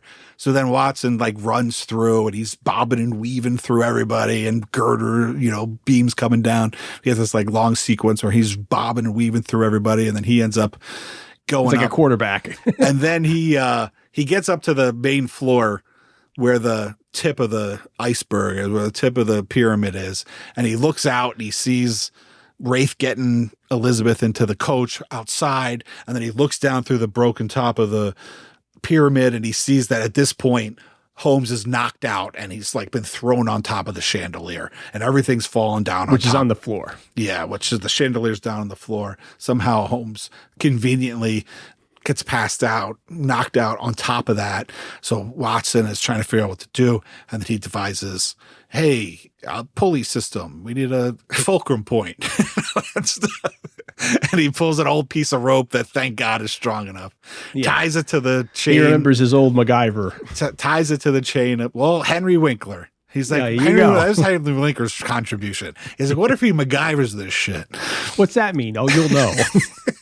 Just give it a year. You'll know what that means. Yeah. He ties the rope to the chain that has on the pulley that's attached to the giant chandelier that Holmes is on. He then takes the rope, which conveniently has like a grappling hook on it. And he throws it over a beam for a nice fulcrum point. Then he tries to swing it as Dion's watching me do this in real time. Yeah. Like he's using his left arm and trying to swing it down. Acting it out. 2 stories, and he's trying to get it on the axle of the coach, but he keeps missing. And as soon as Wraith goes, yeah, the bitch, and slaps the horses, they start running away. What did you call that? The grappling hook. Thank you. I'm making a claw mark. Dion's giving me the 2 claws. he's giving me the two claws of a the grappling hook catches the axle. As the coach pulls away, it pulls the chandelier up, taking Holmes out from the inferno to where he is, and it stops, and it rips the coach apart in 2, and she is broken out, and she's in the pile of the coach that's stopped, and he keeps going away, and they run to her. I think they slap her or whatever. I had to stop her from screaming. They like whack her, wake her up. They use some Epsom salts to wake her up, and then you have the last duel because Wraith's like, Wraith's like Holmes, and he pulls out a gun. Yes. And Elizabeth is like, no. Yeah, in the line of fire style, and then she jumps shoots in front of the bullet and takes. I now see, reading the novelization, I didn't expect that to happen, and she takes the bullet for Holmes. Yeah, and even Wraith's like, oh fuck, damn it. Yeah, I didn't mean to do that, and then. That's really sad. So she gets shot in the chest. He's like, Watson, take care of her. And then he goes after Wraith because he's still got a sword in his hand. Wraith grabs his sword. Wraith fires off another shot and is now a horrible shot. Yeah. For some reason. And, you've got like a flint action pistol, so he can't be loading it for a half hour. With to put the powder in and pour it in. So he just discards the pistol. Yeah, the dragoon.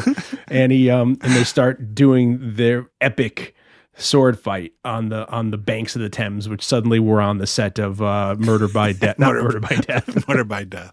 Yeah. Where suddenly, Peter Sellers shows up.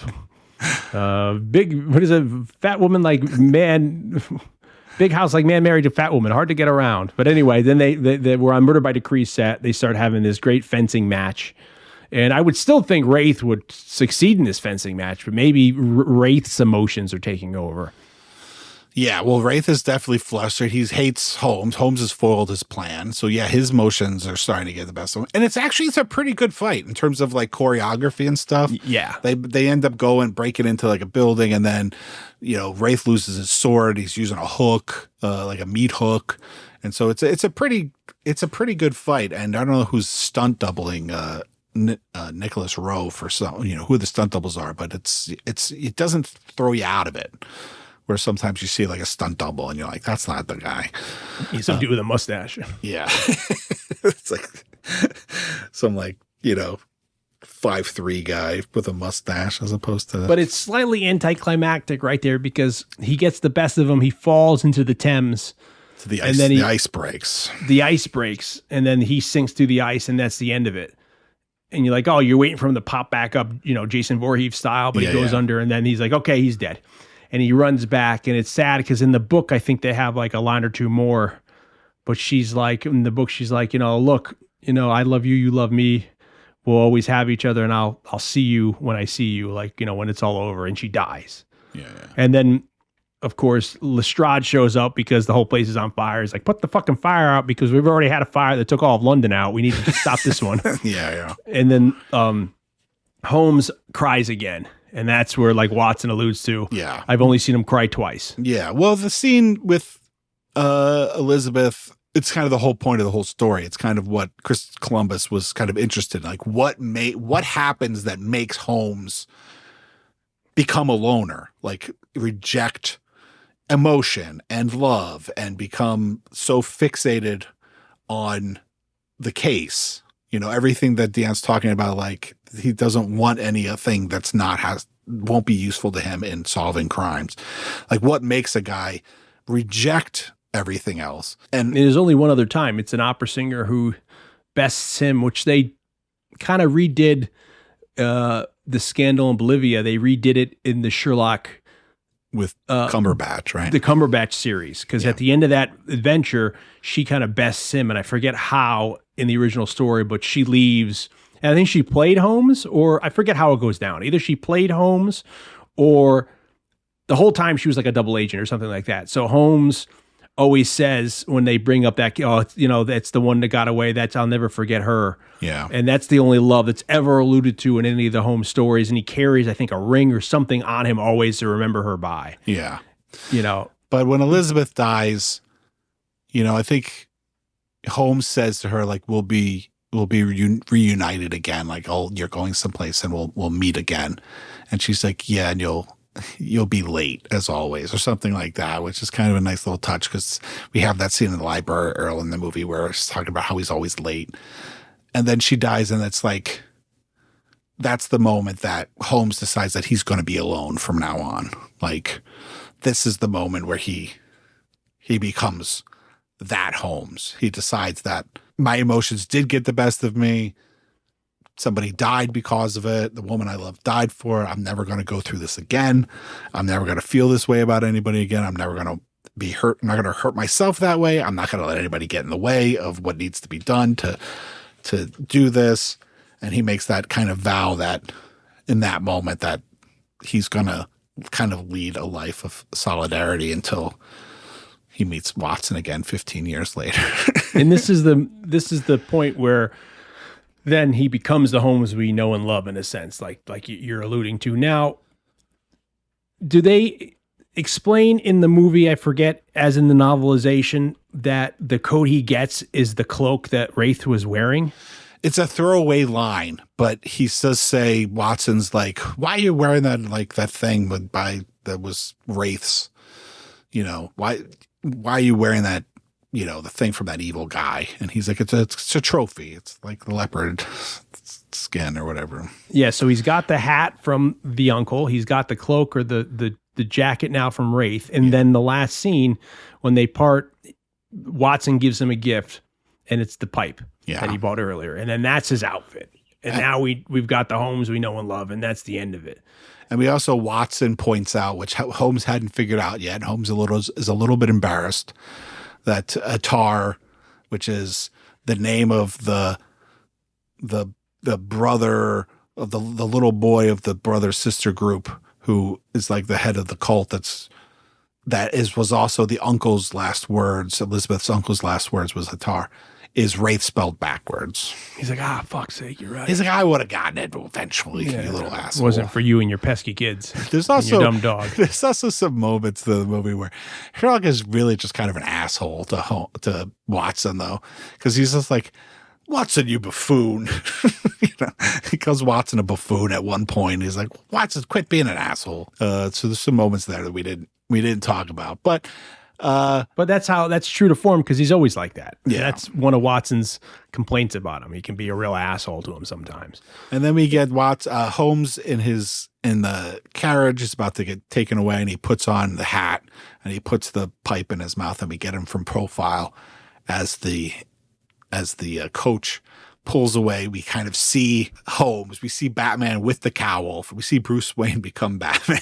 We see Holmes become Holmes in that moment. And then Watson kind of wraps it up, the voiceover Watson. Yeah, he's like, he was right. It was the best adventure I ever had, and blah, blah, blah. Yeah, and then you have the credits. And we have the beautiful music with the flute, some flute going on, some orchestra hitting us.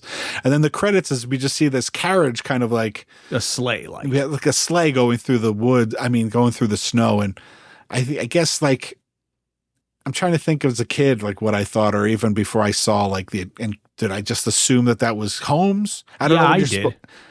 Because I went to turn it off, and you're like, no, wait. No, Dan. We watched the credits in this house. You remember these Marvel movies. This started it. This was the original Marvel movie. Yeah, and I was like, oh, okay. It's much like Masters of the Universe, where the I'll be back, of Skeletor. So then we have the Marvel, I hate to compare it to that, but we have the end scene after the credits. The credits end. We see the journey. It doesn't freeze. You just keep seeing the sleigh going through the woods, pulled by a horse. Yeah, as the credits are rolling by, we're getting whoever more footage worked on the movie. We see Mike Ploog's credit for doing illustrations for the movie. The great Mike Ploog, who's been on the cast before. It's been discussed in the cast. And then it ends. The credits end, and the sleigh gets to its destination, which looks like it's maybe, I don't know, in Austria or some sort of Germany, some sort of Alps place, and a lone passenger gets off the sleigh and is handed his stuff. He walks in and you realize it's an inn. Some lady's there and she's like, oh, you want a room for the night? Well, then please sign your name. I don't know where that voice comes from. And then the person goes to sign his name in the leisure ledger, and he signs Moriarty. Yeah. And then we see who it is, and it's Wraith. Yeah, and he gives you the little eyebrow. His little sly eyebrow and smile. He's like, you get it? You get it? And he's got a little scar on his face too, like Watson had. And then that's the setup. And I guess that works in a sense because there is a age difference between the two of them. So it almost does set up a sequel, which is really sad they didn't do a sequel. Well, unfortunately, it didn't do very well. I hear it did pretty well in England and other parts of Europe, but it made its money back, but not domestically. Yeah, but in America, it didn't. It only made like $1 million over its budget, I think. It didn't hit big. You know, people were going to see Teen Wolf and just Back to the Future. It was a tough year for. Which is a shame because I then I was reading the reviews of the movie and they're like, it's become a cult classic for some and others have forgotten it. Yeah, and it's like it holds up a lot better than you think it would. And it was really enjoyable to watch because aside from a great story, aside from me being invested because I'm a big Sherlock Holmes fan, I think it's great. It has all the CGI or the special effects that still hold up. It does seem timeless in a sense where it didn't seem really like an 80s movie to me. It seemed like it could have been a 90s movie or whatever. I mean, It seems dated, of course. Yeah, it seems dated, but because it's a period piece and because it's like a Spielberg produced period piece, like it has enough money that it's like all the sets, the costumes, all the matte paintings of London look great. It's of such high budget and quality caliber that it doesn't feel dated in the way that other movies or a lower budgeted movie would. And then especially now that if you watch it streaming and it's remastered, it's HD, it's really crisp looking. Well, it took a long time because it didn't come out on Blu-ray for the longest time. And even the longest time for the longest, even the DVD never had any extras on it. The Blu-ray came out, didn't have any extras on it, but it was it wasn't like the first, it didn't make like the first tier, the first Blu-rays out of the gate. It took a while before it got from DVD to Blu-ray. And then there has been a Steelbook edition released, but the Steelbook edition doesn't have anything on it. It's just the Steelbook is kind of the special feature, just like the cover is. Is there any special features available at all? No, I don't think so. I feel like there should have been like a period featurette, there is a period kind of featurette that you can find on YouTube that's like, some British television shows like, now we're going to take a look at Steven Spielberg's latest production. And then there's like a 3-minute segment that you would see, back in those days. It's like a little EPK of the set designer being like, okay, this is how we do this. And this is the set for this. And, and then we get a little interview with Barry Levinson. So there's like a little 3-minute thing that you can find in awful picture quality and sound on YouTube, which they could have gotten and put on the DVD or the Blu-ray, but they didn't, unfortunately. It's a shame though, because I'm sure, people would talk about it. Like like Dennis Mirren will talk about it. I haven't watched the Industrial Light and Magic documentary series that was on Disney Plus since it first hit, a couple years ago. But I recall that they do go into a pretty interesting segment about the stained glass night in that. So like you could produce some probably pretty interesting special features if they wanted to put the money into it. But I'm sure they were like, I'm sure they didn't anticipate that anybody would. There'd be enough consumers for the Blu-ray that would justify spending money on like doing new interviews and putting together new featurettes for it. But it's a shame though, because like you said, I think this movie holds up great.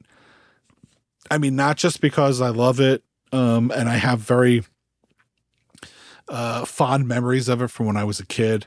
It's funny, like to me, it was a big deal when we watched it. I remember some of the movies that I remember watching, like they're the movies that made me who I am. And like, I always had really fond memories of this. And I remember a couple of years ago, I was talking to my dad on the phone and I was like, hey, I brought up like Young Sherlock Holmes because he rented it and that's why I watched it. And my dad is very well read,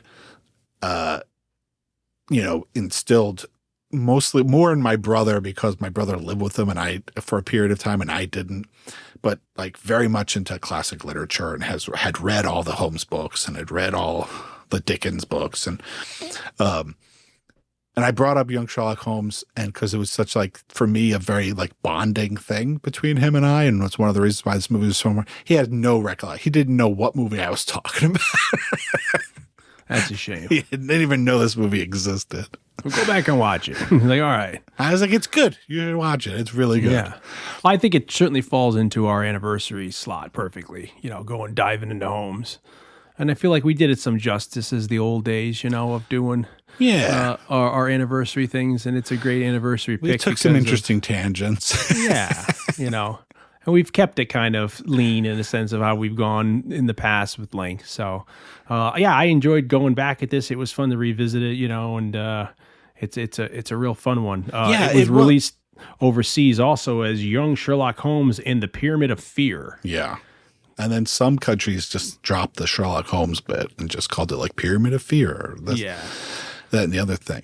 Yeah, I mean, I think it is fun. I mean, I think that's that's like, if you're going to say one word to describe this movie, it's fun. Like, I think that's like its greatest strength, it's a good time. And I think the kids are good in it. Like the young actors they're good in it. I think it certainly holds the interest if you want to show it to your kids. You know what I mean? It's like, it's great. It's definitely a great introduction to Sherlock Holmes. Yeah. Family oriented in terms of like it's family viewing.